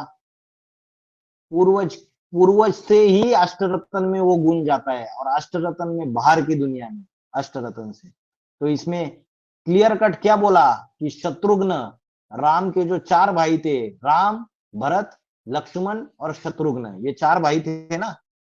शत्रुघ्न है क्रिश्चियन धर्म का बीज, भरत है इस्लाम धर्म का बीज, लक्ष्मण है बौद्ध धर्म का बीज, और राम है सूर्यवंश। तो जो क्रिश्चियन धर्म का जो बीज है उसके लिए भी लागू होगी और पूर्वज के लिए भी लागू होगी। शत्रुओं का तुरंत नाश करने वाला। और किसका नाश किया उसने? बोला इस्लामियों का। तो बाहर की दुनिया में आज जो इस्लाम और क्रिश्चियन, इनका जो इतना बड़ा झगड़ा है या इतनी बड़ी दुश्मनी है, उसका फाउंडेशन आधार मूर्तों के दुनिया में पड़ा होगा या नहीं पड़ा होगा? आधार मूर्त ब्राह्मणों की दुनिया में जो बीकेज है, ब्रह्म कुमारी है, पड़ा होगा। और जो बीज रूपी दुनिया है एडवांस पार्टी की, आध्यात्मिक विश्वविद्यालय की, उसमें भी इसका फाउंडेशन पड़ा होगा। और जो पूर्वज है अष्टदेव, उसमें भी इनका फाउंडेशन पड़ा होगा। अगर फाउंडेशन ही नहीं पड़ेगा, बीज में ही नहीं होगा, पूर्वज में ही नहीं होगा, तो जड़ों में, तने में, डालियों में, पत्तों में कैसे आएगा? आज पत्तों में झगड़े चल रहे हैं ना, क्रिश्चियन धर्म के फॉलोअर्स और इस्लाम धर्म के फॉलोअर्स में झगड़े है या नहीं है? बीच में ओसामा बिन लादेन ने अमेरिका के जो कौन से वो ट्विन टावर्स, उसके ऊपर वो विमानों से, लड़ाकू विमान जो है फाइटर जेट्स, उससे आतंकवादी हमला कराया, जिहादी, और ढेर सारे लोग मारे गए। तो अमेरिका ने भी फिर अफगानिस्तान के ऊपर आक्रमण करके अफगानिस्तान में से जो आतंकवाद है उसको हटाने की पूरी कोशिश की। तो इस्लामी और क्रिश्चियंस का जो झगड़ा है उसका मूल कौन है? शत्रुघ्न। और शत्रुघ्न जो है वो शत्रुओं का तुरंत नाश करने वाला। तो उसका ब्राह्मणों की दुनिया में भी काम ऐसे ही होगा। उसको काम ही दिया होगा बाप ने कि भैया जो भी इस यज्ञ के ऊपर आक्रमण करने वाले शत्रु है, चाहे अंदर रहे चाहे बाहर रहे, बाहर वाले रहे, उनका तुरंत नाश करता है वो शत्रुघ्न कहो, परशुराम कहो, उसको अलग अलग पार्ट है उसके, या अग्निदेव कहो, एक ही पार्टधारी है।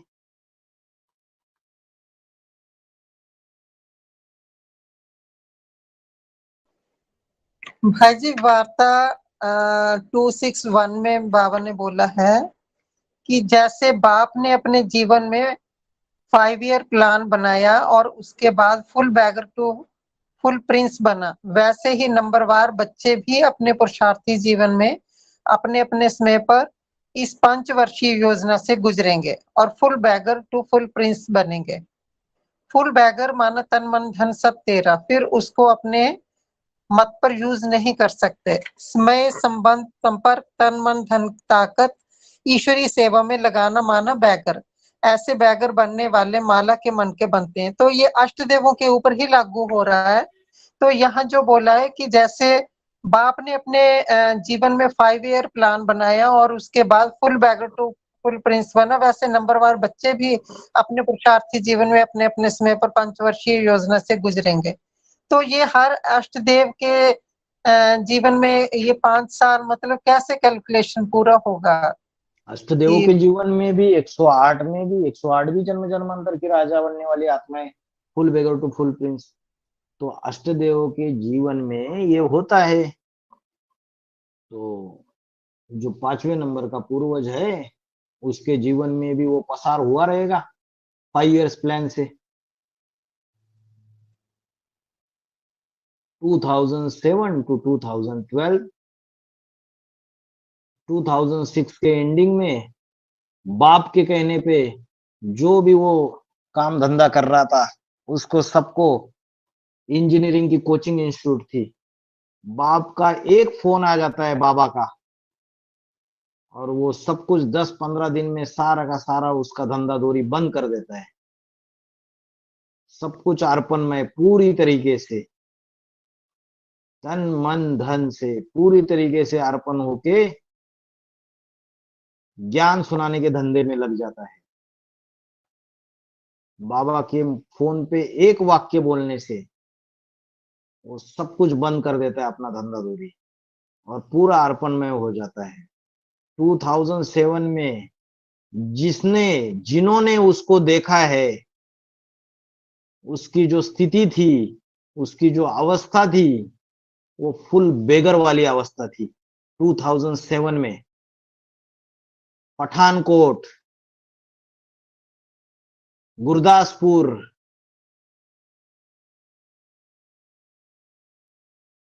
उसके बाद जम्मू का पूरे जम्मू में अलग अलग गांवों में दिन रात जाके पंजाब की बॉर्डर जम्मू दिन रात जाके सेवा किए। इतने हजारों हुजूम को ज्ञान सुनाया है, ढेर सारे कोर्सेस, थकता नहीं था। सवेरे से लेकर रात तक इधर उधर अकेला घूमता था, ज्ञान सुनाने का धंधा करता था। कपड़े ऐसे ही, नहाया है नहीं नहाया है, कहा जा रहा है खाना खाया है नहीं खाया है, फटी हुई चप्पल, ऐसे ही इधर उधर घूम रहा है। लेकिन आंखें चढ़ी हुई पूरी ऐसी अवस्था कि निराकारी अवस्था, आत्मिक स्थिति ऐसी जबरदस्त। सृष्टि रूपी रंगमंच पे 2007 का उसका जो पुरुषार्थ है, कोई भी पाठधारी उसको क्रॉस नहीं कर सकता। सब कुछ पैकअप करके, सब कुछ बंद करके ज्ञान सुनाने का धंधा दिन रात बाहर की दुनिया में भागता रहता था। ज्ञान सुना के आया, सेंटर पे आया, बहनें पूछती थी, जम्मू के सेंटर वाली बहनें, अरे भाई जी आपने कल खाया क्या? अरे आप तो कपड़े भी लेके नहीं गए थे। वो कपड़े धोए नहीं धोए, कौन सा कपड़ा साथ है, सेवा मिली तो भागा। उसको परवाह नहीं है बाकी की चीजों की, फुल बेगर, परवाह ही नहीं है उसको किसी चीज की।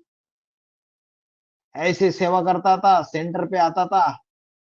अगर सेवा फील्ड में कोई भी गलत संकल्प चला है, कोई भी गलत विचार आए, किसी के प्रति गलत दृष्टि गई है, तो आकर पहले खाना खाए बगैर अपनी डायरी में बाप को पोता मेल लिखता था। जैसे ही पोता मेल लिखता था ऐसी आत्मिक स्थिति बढ़ जाती थी, ऐसी पावर मिल जाती थी बाप की। तुरंत 5 मिनट में किसी का फोन आ जाता था, अरे भाई जी इधर आइए, इधर बहुत सेवाएं करके, जल्दी निकलिए। न जगह का पता, न स्थान का पता, न उन गांवों का पता, वो तो वहां का रहने वाला है नहीं, लेकिन ऐसी निर्भयता निडरता थी कि ज्ञान का धंधा ऐसा जबरदस्त चल रहा था।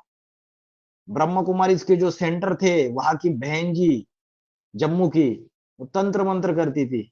उसने जो पीबी के भाई है, जो ब्रह्म कुमारी से छोड़ के गए थे, उनको फोन करके बोला, जो तुम्हारा एक भाई आया है ना कुमार, जो बहुतों को ज्ञान सुना रहा है जम्मू में, उसको बोलो वापिस चला जा, नहीं तो जान से मरवा देंगे। क्या बोला?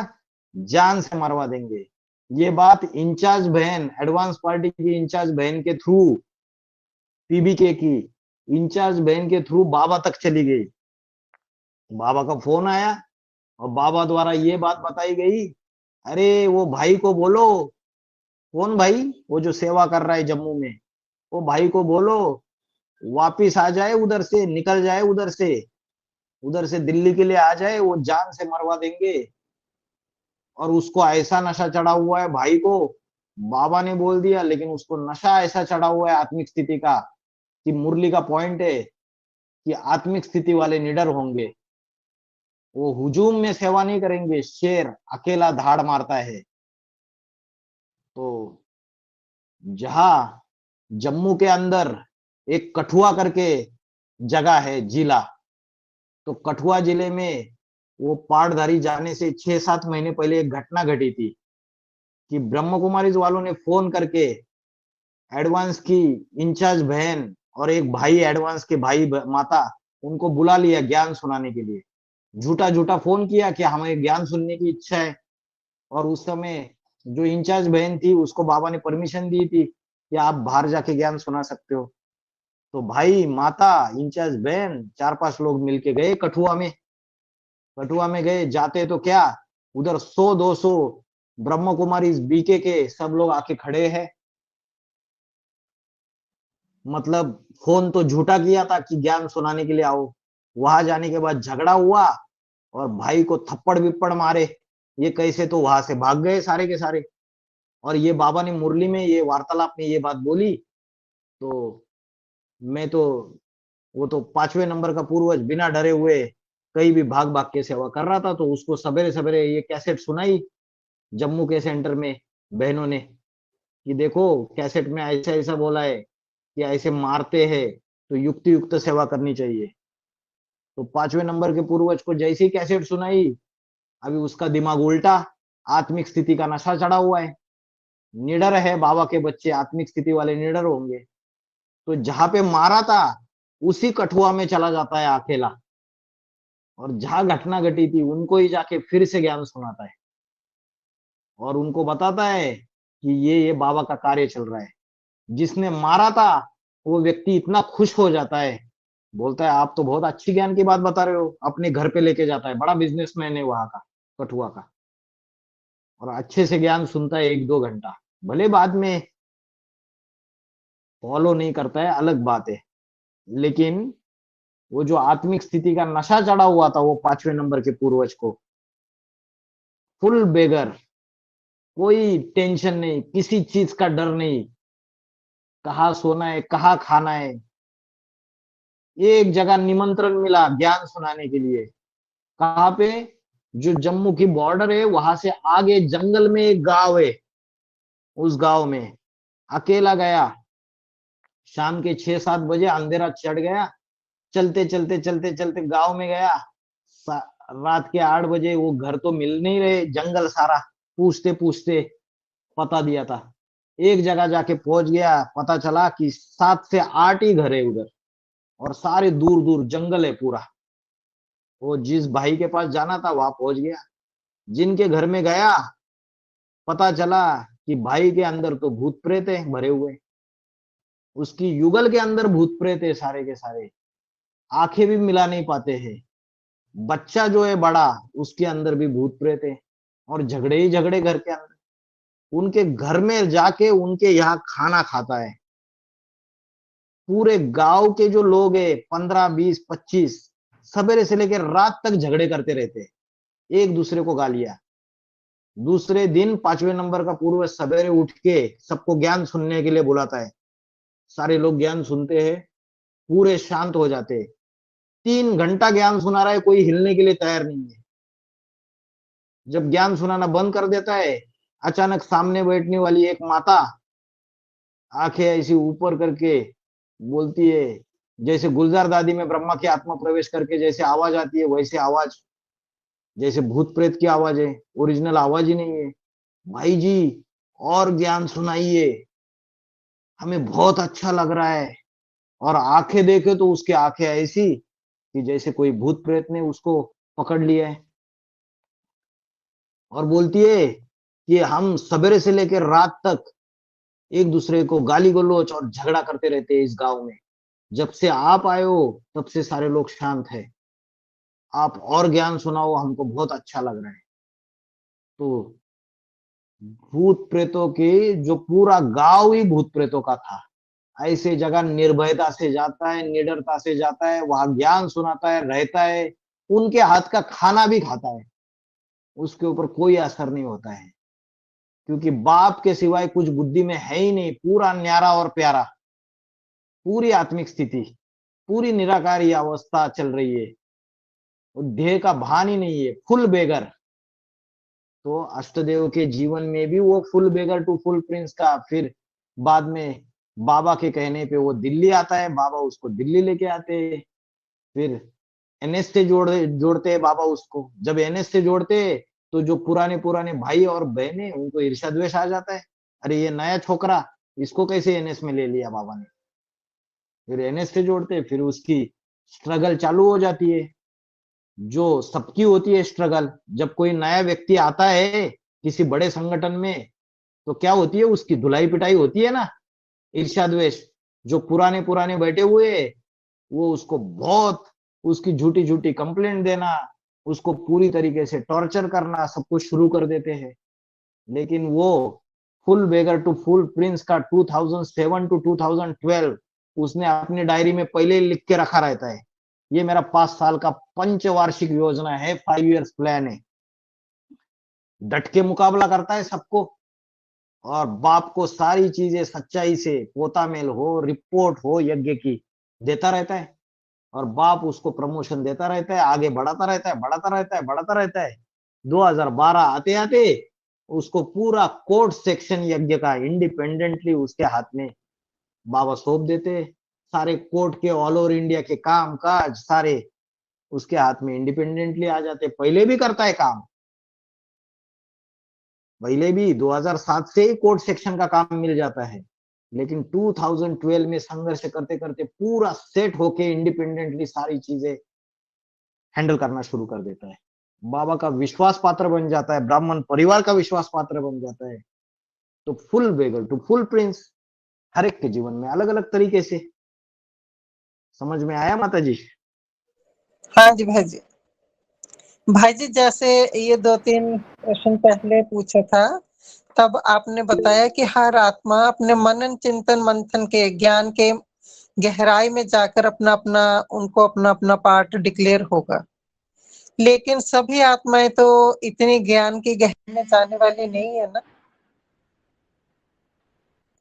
हाँ जी। तो कैसे उनके पार्ट कैसे डिक्लेयर होंगे जो ज्ञान की ज्यादा गहराई में नहीं जाने वाले हैं? तो उनको जैसे हम सब बीके में थे, ब्रह्म कुमारीज में थे, तो हमें कभी एडवांस पार्टी गहराई पता चली? खुद से नहीं पता चली। जब राम वाली आत्मा जो मनुष्य सृष्टि का बाप है, उसको अपने पार्ट का रियलाइजेशन हो गया 76-77 में, तो उसने ये एडवांस नॉलेज उसके मुख से निकली, उसने परिचय दिया। तब जाके वो परिचय सुनने के बाद भले आपने उसको उन वाणियों के, उन महावाक्यों को तो हम मनन चिंतन मंथन किया, तभी तो हमने बाबा को माना और एडवांस पार्टी में आए। वैसे ही यहाँ पे इतनी बड़ी एडवांस पार्टी में इतना तो कर सकते हैं हम, जो अष्टदेव सीट पे सेट है, जिनको अपने पार्ट का रियलाइजेशन हो गया, वो जो बातें बता रहे, वो जो ज्ञान के अनुसार चीजें एक्सप्लेन कर रहे, उन पॉइंट्स का तो हम मनन चिंतन मंथन कर सकते हैं उनके पार्ट का। अगर उनके पार्ट का मनन चिंतन मंथन करके हमें ये पता चला कि ये वाला अष्टदेव जो है ये अष्टदेव का पाठधारी है, और अगर ये समझ में आ गया तो विश्वास बैठ गया, निश्चय बैठ गया, तो वो अष्टदेव के ग्रुप में आ गए।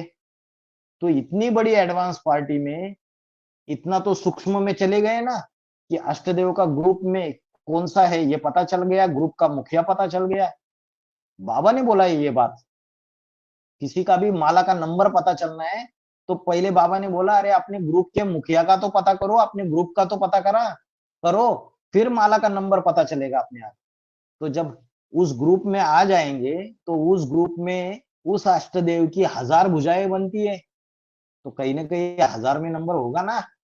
उसको पहचानेंगे, उसके सहयोगी बनेंगे, तन से, मन से, धन से, ईश्वरीय सेवाओं में उसके साथ साथ जो लक्ष्य लेके वो चल रहा है वो आत्मा, उस ईश्वरीय सेवा में उसके सहयोगी बनेंगे। तो इतना तो क्लियर हो जाएगा कि बाप का पाठधारी ब्रॉड ड्रामा में जो पाठ बजाता है बड़े बड़े महाराजाओं का, राजाओं का, उसके साथ अष्टदेव जुड़े हैं और अष्टदेव के साथ हम जुड़े हैं। तो धीरे धीरे धीरे धीरे चीजें खुलती जाएगी। जो अष्टदेव के साथ 12-12 के ग्रुप में आने वाला होगा उसको क्लियर हो जाएगा कि 108 की माला में मेरा नंबर क्या है। जब वो क्लियर हो जाएगा तो हिस्ट्री में कुछ कुछ प्रूफ्स भी मिलना चालू हो जाएंगे, सब कुछ होगा। धीरे धीरे सारी चीजें खुलती जाएगी। एकदम हिस्ट्री की बहुत सारी चीजें भी बहुत रिसर्च रूप में बाहर आएगी और हर एक पाठधारी को अपना अपना पाठ रियलाइज होने लगेगा। पहले सूक्ष्म में जो जा रहे हैं ना मनन चिंतन मंथन करके, उसमें तो जाना है, पहले अपना ग्रुप तो समझना है। अपना ग्रुप समझने से और चीजों में सूक्ष्म में चले जाएंगे, धीरे धीरे सब कुछ होगा। बाबा के ऊपर विश्वास निश्चय रख के चलो, होने वाला है। जिनका मनन चिंतन मंथन नहीं चलेगा उनका भी चलने वाला है। सिर्फ अपना काम होता है अर्पणमय होना। जितना अर्पण में होते हैं उतना मन रूपी दर्पण दिखाई देता है क्लियर कट। जितना गुड़ डालोगे उतना मीठा होगा। हम अर्पण में ही नहीं होंगे तो कैसे हमें मनन चिंतन मंथन चल के ज्ञान की गहराई में जाके पाठ क्लियर होंगे। अर्पण में हो, सेवा में आगे चले। सेवा का स्टॉक ही बाबा ने बोला जिसका सेवा का स्टॉक ज्यादा उसका नंबर माला में ऊंचा। सेवा का स्टॉक ही सब कुछ क्लियर कर देगा धीरे धीरे। ठीक है माता जी, समझ में आया? हाँ जी भाई जी, सेवा का स्टॉक किसी का है लेकिन उसका अमृत वेला अच्छा नहीं है, तो फिर सेवा का स्टॉक दिन में उठ के सेवा कर रहे हैं पूरा दिन, लेकिन अमृत वेला उनका सफल नहीं हो पा रहा, वो अपने अमृत वेले से संतुष्ट नहीं है, तो क्या वो आत्माएं भी आगे बढ़ सकती हैं? 100% बढ़ सकती है। एक जैसा समय किसी का देखा और न सुना है। बाबा ने बोला ये बाईजोली की खेल है। जब मंदिर में परिक्रमा लगाते हैं तो बाईजोली कभी सर ऊपर पैर नीचे, कभी पैर ऊपर सर नीचे, कभी अवस्था जो है वो नीचे चली जाती है। पुरुषार्थी जीवन में अमृत वेला हो नहीं पाती है। अपने आप को दृढ़ संकल्प रखो। दिन में 1-1 घंटे में अलार्म क्लॉक सेट करो। हर 1 घंटे में 10 मिनट आत्मिक स्थिति का अभ्यास करो। मैं आत्मा ज्योति बिंदु स्वरूप हूँ, स्टार का अभ्यास करो। सवेरे 7 बजे से लेके शाम के 7 बजे तक 12 अलार्म सेट करो। हर 1 घंटे में 10 मिनट याद का अभ्यास करो।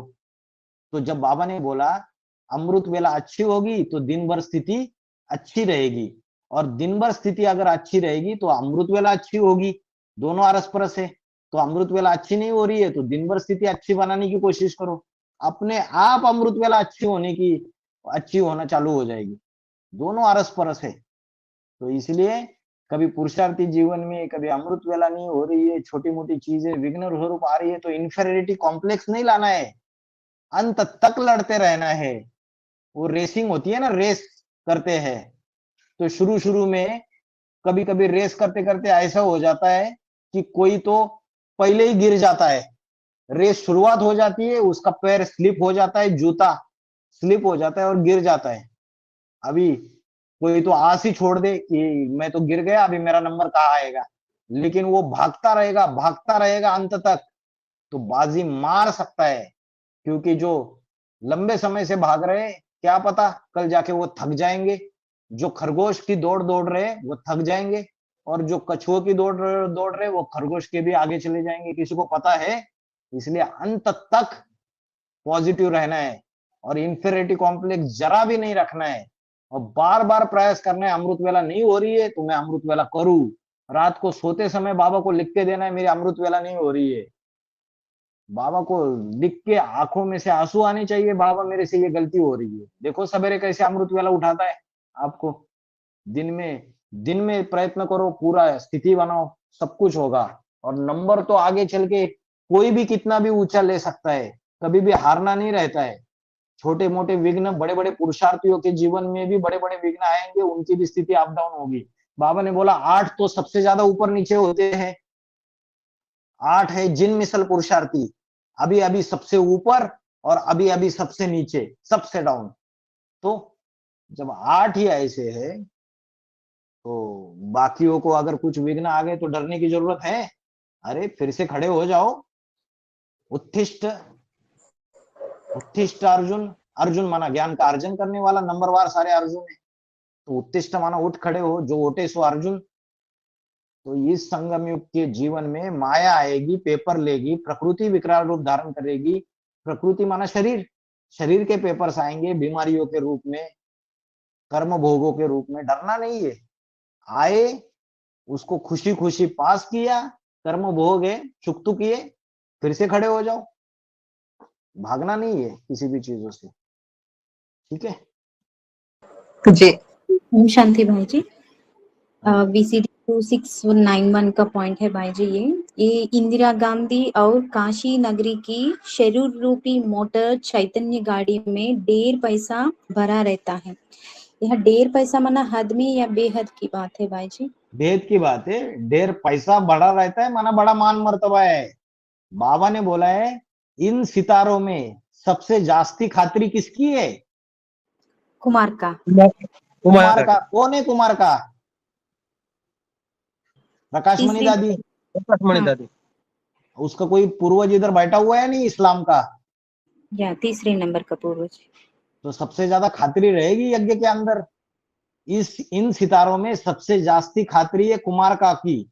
और बोला जिसकी सबसे ज्यादा खातिरी होगी वो सबसे बड़ा भ्रष्टाचारी समझो। ये आगे बोला पॉइंट में। तो जो बड़े बड़े होते हैं ना, उनका भ्रष्टाचार दिखाई नहीं देता है आज ब्राह्मणों की दुनिया में, क्योंकि स्त्री चोले में है और गुप्त बैठा हुआ है एनएस में, सारी यज्ञ की सत्ता भोग रहे, जो मर्जी करो, कौन पूछने वाला है? बाप तो गुप्त हो गया। तो इनकी गाड़ी में शरीर रूपी गाड़ी है, बड़ा पैसा रहता है। पैसा माना मान मर्तबा। ऐसा मान मर्तबा है कि एडवांस पार्टी के जितने भी सेंटर्स है, वहां हर सेंटर में जो बहनें हैं उनके ऊपर कुछ ना कुछ कंट्रोल है, क्योंकि फाइनेंस का डिपार्टमेंट है। तो कहीं ना कहीं कनेक्शन में तो दूसरी बहनें भी, सबऑर्डिनेट बहनें हर सेंटर पे होती है, वो काम संभालने के लिए, हिसाब किताब संभालने के लिए। तो उसके ऊपर जो वो मुखिया बैठी हुई है, तो वो सबको चलाती है अपने कंट्रोल में, सबऑर्डिनेट्स को। तो इसलिए बोला उसकी गाड़ी में बड़ा पैसा है, बड़े मान मर्तबा है उसका। आगे आगे पढ़ो, आगे क्या बोला है? और कौन है वो? क्या बोला? इंदिरा गांधी ना? हाँ, इंदिरा गांधी और काशी नगरी की शरीर रूपी मोटर चैतन्य गाड़ी में 1.5 पैसा भरा रहता है। हाँ, यहाँ तक काशी ही नगरी। काशी नगरी कौन सी है बताओ? कौन है काशी नगरी? योगिनी माँ है ना? योगिनी माँ तो काशी है। हाँ, काशी है। काशी तो नगरी कौन है? एनएस। हाँ, जो सूर्यवंशियों की माँ है, उनका जो संगठन है एनएस गुप्त संगठन, वही काशी नगरी है। और काशी नगरी की जो शरीर रूपी मोटर जो इंदिरा गांधी है, उसकी जो शरीर रूपी मोटर में ढेर सारा पैसा है। हाँ, पैसा माना मान मर्तबा है। उसके हैंड से सबऑर्डिनेट बहनें हैं ऑल ओवर इंडिया में, अनेक भुजाएं। तो बाबा ने क्या बोला है? परशुराम किसका वध कर देता है, किसकी गर्दन काट देता है, पता है आपको? अपनी माँ का है। अरे माँ का तो वो अलग बात है। वो तो बाप ने बोला था, कुछ माँ ने गलती की थी इसलिए काटा था। अरे वो कौन से बड़े राजा का, जो आतताई अत्याचारी राजा है, उसकी गर्दन काट देता है परशुराम। सहस्त्रार्जुन। कौन है वो? सहस्त्रार्जुन। सहस्त्रार्जुन की गर्दन काट देता है, जो बड़े अत्याचार करने वाला, जिसकी सहस्त्र भुजाएं होती है। तो एडवांस पार्टी के अंदर भी वो सहस्त्रार्जुन बैठा होगा, जिसकी बड़ी खात्री है, जिसका बड़ा मान मर्तबा है। इन सितारों में सबसे ज्यादा खात्री है कुमार का की, जिसकी सबसे ज्यादा खात्री वो सबसे बड़ा भ्रष्टाचारी समझो। तो वो जो अपनी सहस्त्र भुजाएं बाप गुप्त होने के बाद उसने यज्ञ के अंदर फैलाई हुई है, ऐसे सहस्त्रार्जुन की गर्दन काट देता है वो परशुराम। क्योंकि अत्याचार जब बढ़ते हैं, क्योंकि विघ्नों की दीवार बन के खड़ा हो जाता है वो सहस्त्रार्जुन का पाठधारी, मिसजिद सच्चाई की राह पर चलने नहीं देता है। तो जो सच्चे सच्चे ब्राह्मण हैं यज्ञ के अंदर, किसी के ऊपर गलत एक्शन ले ली, किसी ने बता दिया कि ये यज्ञ का नुकसान हो रहा है, ये बात गलत है, कोई भाई ने बता दिया तो उसकी सेवा ही बंद कर देती है। किसी बहन ने बता दिया कि ये चीज गलत हो रही है यज्ञ के अंदर, तो उसको चुप करा देती है, उसका ट्रांसफर ही करा देगी, उसका सेंटर ही ट्रांसफर करा देगी, उसको जो सेवा दी है वही बंद करा देगी। जो मर्जी करती है, अपने तरीके से लोगों को चलाती है। तो उसका जब अत्याचार बढ़ जाता है तो परशुराम उसकी गर्दन काट देता है। मान मर्तबे का हनन है गर्दन काटना माना। उसका मान मर्तबे का हनन कैसे करता है? ये गर्दन जो शस्त्रों से काटे जाते हैं वो कौन से शस्त्र है? कौन से शस्त्र है ये? ज्ञान शस्त्र। ज्ञान के अस्त्र शस्त्र है। जो अस्त्र शस्त्र बाप ने भी उठाए थे जब 76 में एडवांस पार्टी निकली थी, तो बाप ने भी वो ज्ञान शस्त्र अस्त्र शस्त्र उठा के उस कुमार का गला काटा था। जो भी उसने ब्राह्मणों की दुनिया में ब्रह्मा बाबा शरीर छोड़ने के बाद रावण राज्य फैलाने के निमित्त बनी थी, तो वैसे ही कृष्ण और क्राइस्ट की राशि मिलाई जाती है। संग में भी कृष्ण ने गला काटा था उस माया बेटी का, प्रकाशमणि दादी का, तो क्राइस्ट से राशि मिलाई जाती है। तो क्राइस्ट का जो पूर्वज रहेगा क्रिश्चियन धर्म का, वो भी उसका गला काट देता है। तो आपने पॉइंट बताया कि वो काशी नगरी की जो इंदिरा गांधी है उसके शरीर रूपी मोटर में बहुत पैसा है। आगे बताइए, आगे पढ़िए और वो पॉइंट। मैं तो यहाँ तक ही लिखी हूँ भाई जी में। अच्छा अच्छा ठीक है, आगे भी पॉइंट है, पूरा सुनना। वो वानी वीसीडी नंबर कितना है? 2691 का है भाई जी। 2691 सुनना वो। जी भाई जी।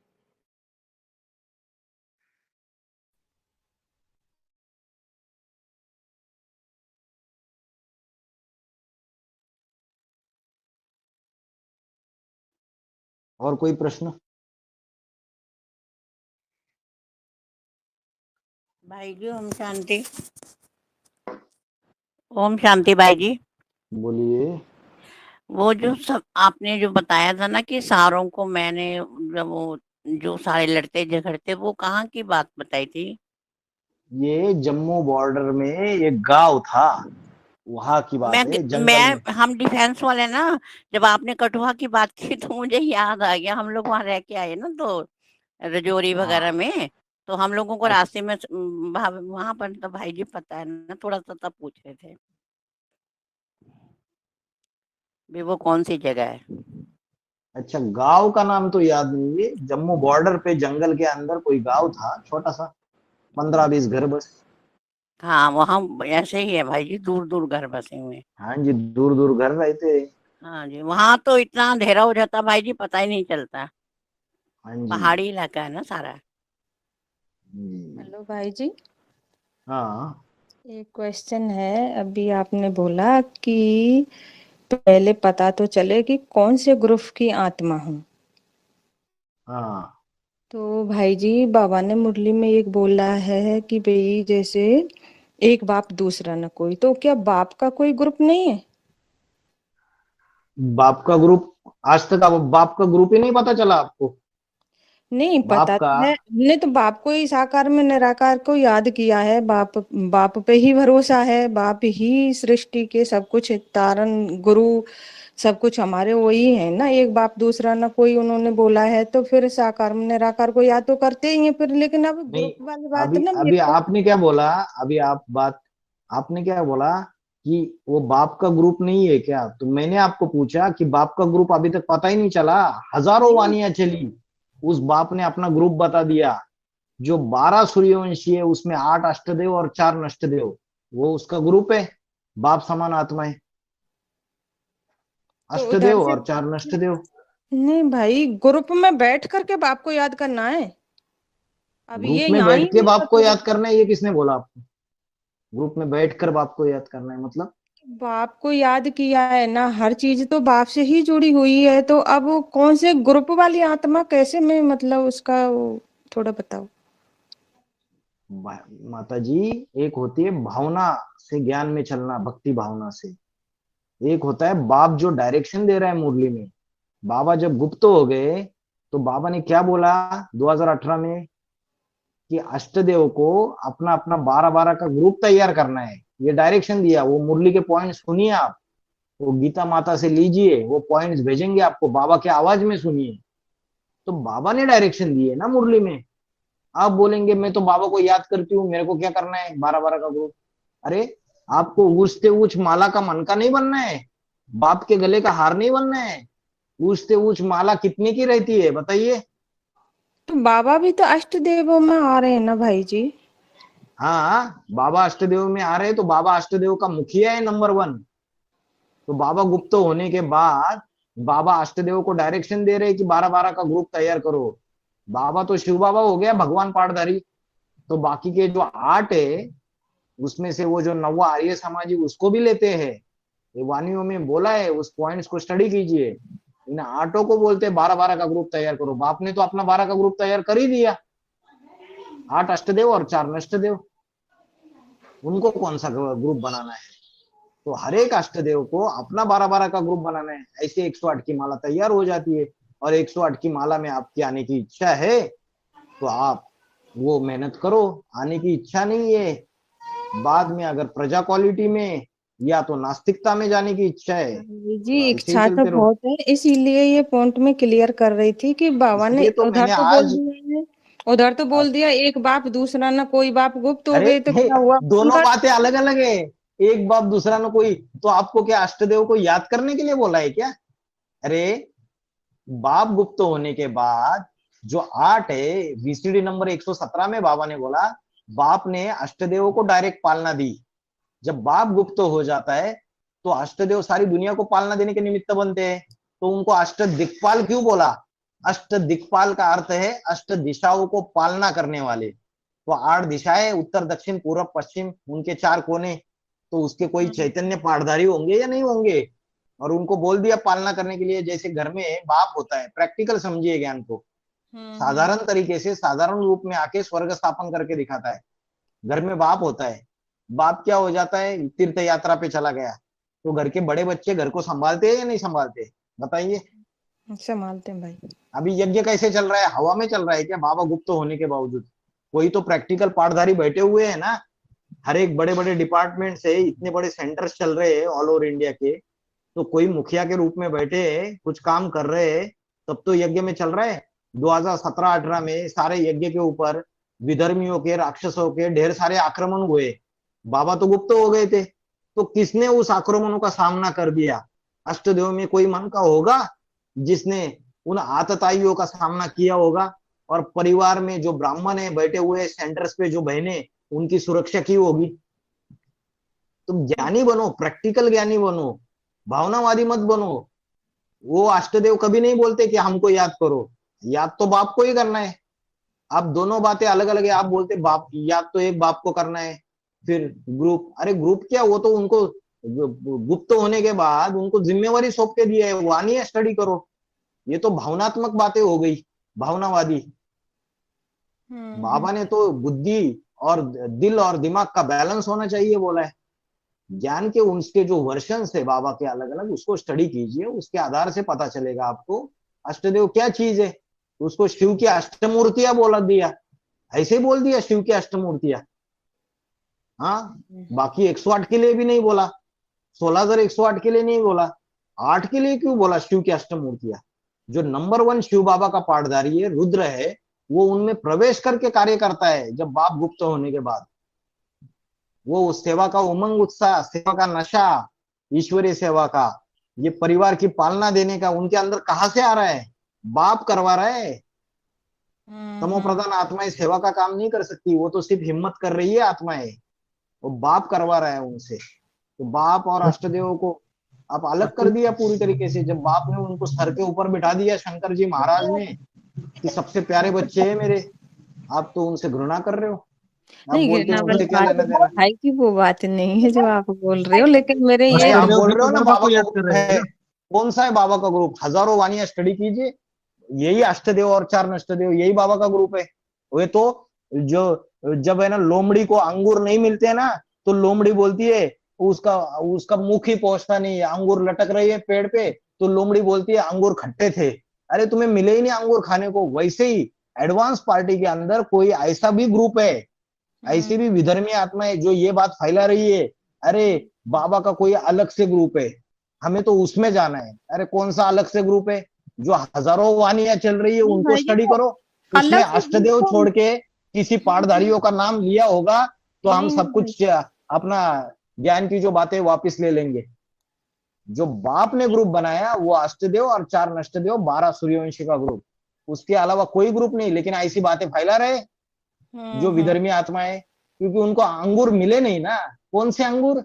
अष्टदेव में आ नहीं पाए ना 2018 तक, बाप ने लिफ्ट ही नहीं दिया ना, तो अंगूर मिले नहीं, तो अंगूर खट्टे हैं, तो अष्टदेव की ग्लानि करो। ऐसे भी लोग मानने वाले हैं एडवांस पार्टी के अंदर जिन्होंने उल्टी पुल्टी बातें फैलाई है, बोलते हैं कि योगिनी माँ अष्टदेव है ही नहीं, अष्टदेव में ये जो दिख रहे हैं ये मन के है ही नहीं है। तो बाबा ने बोला है ये जो विधर्मी प्रजापिता होते हैं, दूसरे दूसरे धर्म के मुखिया बन के बैठते हैं, वो जो अपने संगठन बनाते हैं, वो अष्टदेव को कभी मान्यता देते ही नहीं है, क्योंकि विधर्मी आत्मा है वो। लास्ट में उनको भी झुकना पड़ेगा 28-29 के बाद। नहीं भाई, जब सिर के मड़के ही हैं बाप के तो फिर झुकना तो पड़ेगा उन लोगों को। खैर वो तो अपनी अपनी भ्रांति है, क्या सोचते हैं क्या नहीं सोचते हैं, मेरे दिमाग में वो बात नहीं थी। नहीं वो बात नहीं, मैं आपकी बात नहीं बोल रहा हूँ, जो फैलाया जा रहा है वो बात बोल रहा हूँ मैं। आपके प्रश्न का तो जवाब दे दिया मैंने। हाँ जी भाई। जो इस माध्यम से मैं ये बताना चाहता हूँ, ऐसी बातें फैलाई जाती है, इसकी वजह से माताएं कंफ्यूज होती है। जो ज्ञान सालों साल दे के रखा है, अरे कोई कुछ बोलता है तो उसको आधार क्या है? जितनी भी वाणियां चली, जितने वार्तालाप चले, सिर्फ अष्टदेव की महिमा, अष्टदेव की महिमा। आज ये बात फैलाते कि कोई बाबा का ग्रुप दूसरा ही है। अरे बड़ा ज्यादा ज्ञानी हो गया। और कौन सा ग्रुप आ जाएगा 8 से अलग? नहीं नहीं बता रहा हूँ, ऐसे बैठे हुए यज्ञ के अंदर असुर जो मायावी है, जो ऐसी माया फैलाते हैं कि जिससे भोली भाली आत्मा उनके प्रभाव में आ जाती है। भाई जी अभी टाइम हो गया है, नेक्स्ट सेशन में भाई जी कर लेंगे। भाई जी हाँ जी बिल्कुल फैला रहे हैं, बिल्कुल फैला रहे हैं। मैंने पिछली बार भी आपको बोला था, बहुत भ्रमित कर रहे हैं, लेकिन हम उनमें से एक नहीं, मैं तो ठोक के जवाब दिया था, आपको पीछे भी बोला था। बिल्कुल कंफ्यूज करते हैं ये लोग। हाँ जी हाँ जी हाँ जी मतलब जी मुरली के पॉइंट भेज दीजिए, थोड़ा सा समझाएंगे वो भी लोग। हाँ जी अभी बहुत सारे क्वेश्चंस होंगे माताओं के, अगली बार करेंगे। हाँ जी हाँ जी हाँ भाई जी बहुत टाइम हो गया है अभी यहाँ ओम पे। शांति बाबा, ओम ओम शांति भाई शांति जी। सभी को।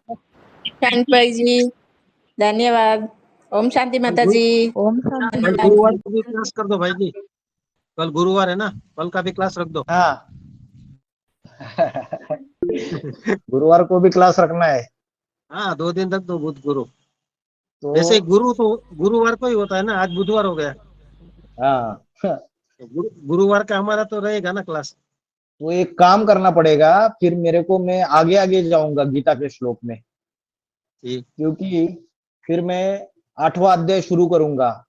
फिर आपको क्या करना पड़ेगा, मेरा ऑडियो रिकॉर्डिंग अगले हफ्ते आपका पेपर आएगा, तब आपको ऑडियो रिकॉर्डिंग सुननी पड़ेगी पेपर की स्टडी। सही है। हाँ तो मैं अगर करना है कल भी तो कर लेंगे, सभी को पूछो। लेकिन मैं आगे जाऊंगा फिर 8वें हाँ जी अध्याय में भाई जी, जाऊंगा। बिल्कुल भाई जी करेंगे करना भाई है जी, सब। प्लीज प्लीज प्लीज भाई जी। ठीक है 8वें अध्याय में जाएंगे फिर कल। सबकी इच्छा होगी तो करो। ओम शांति भाई जी, ओम शांति। ठीक है डिसाइड करते हैं। ठीक है ओके ओम शांति। ओम शांति। ओम शांति भाई जी।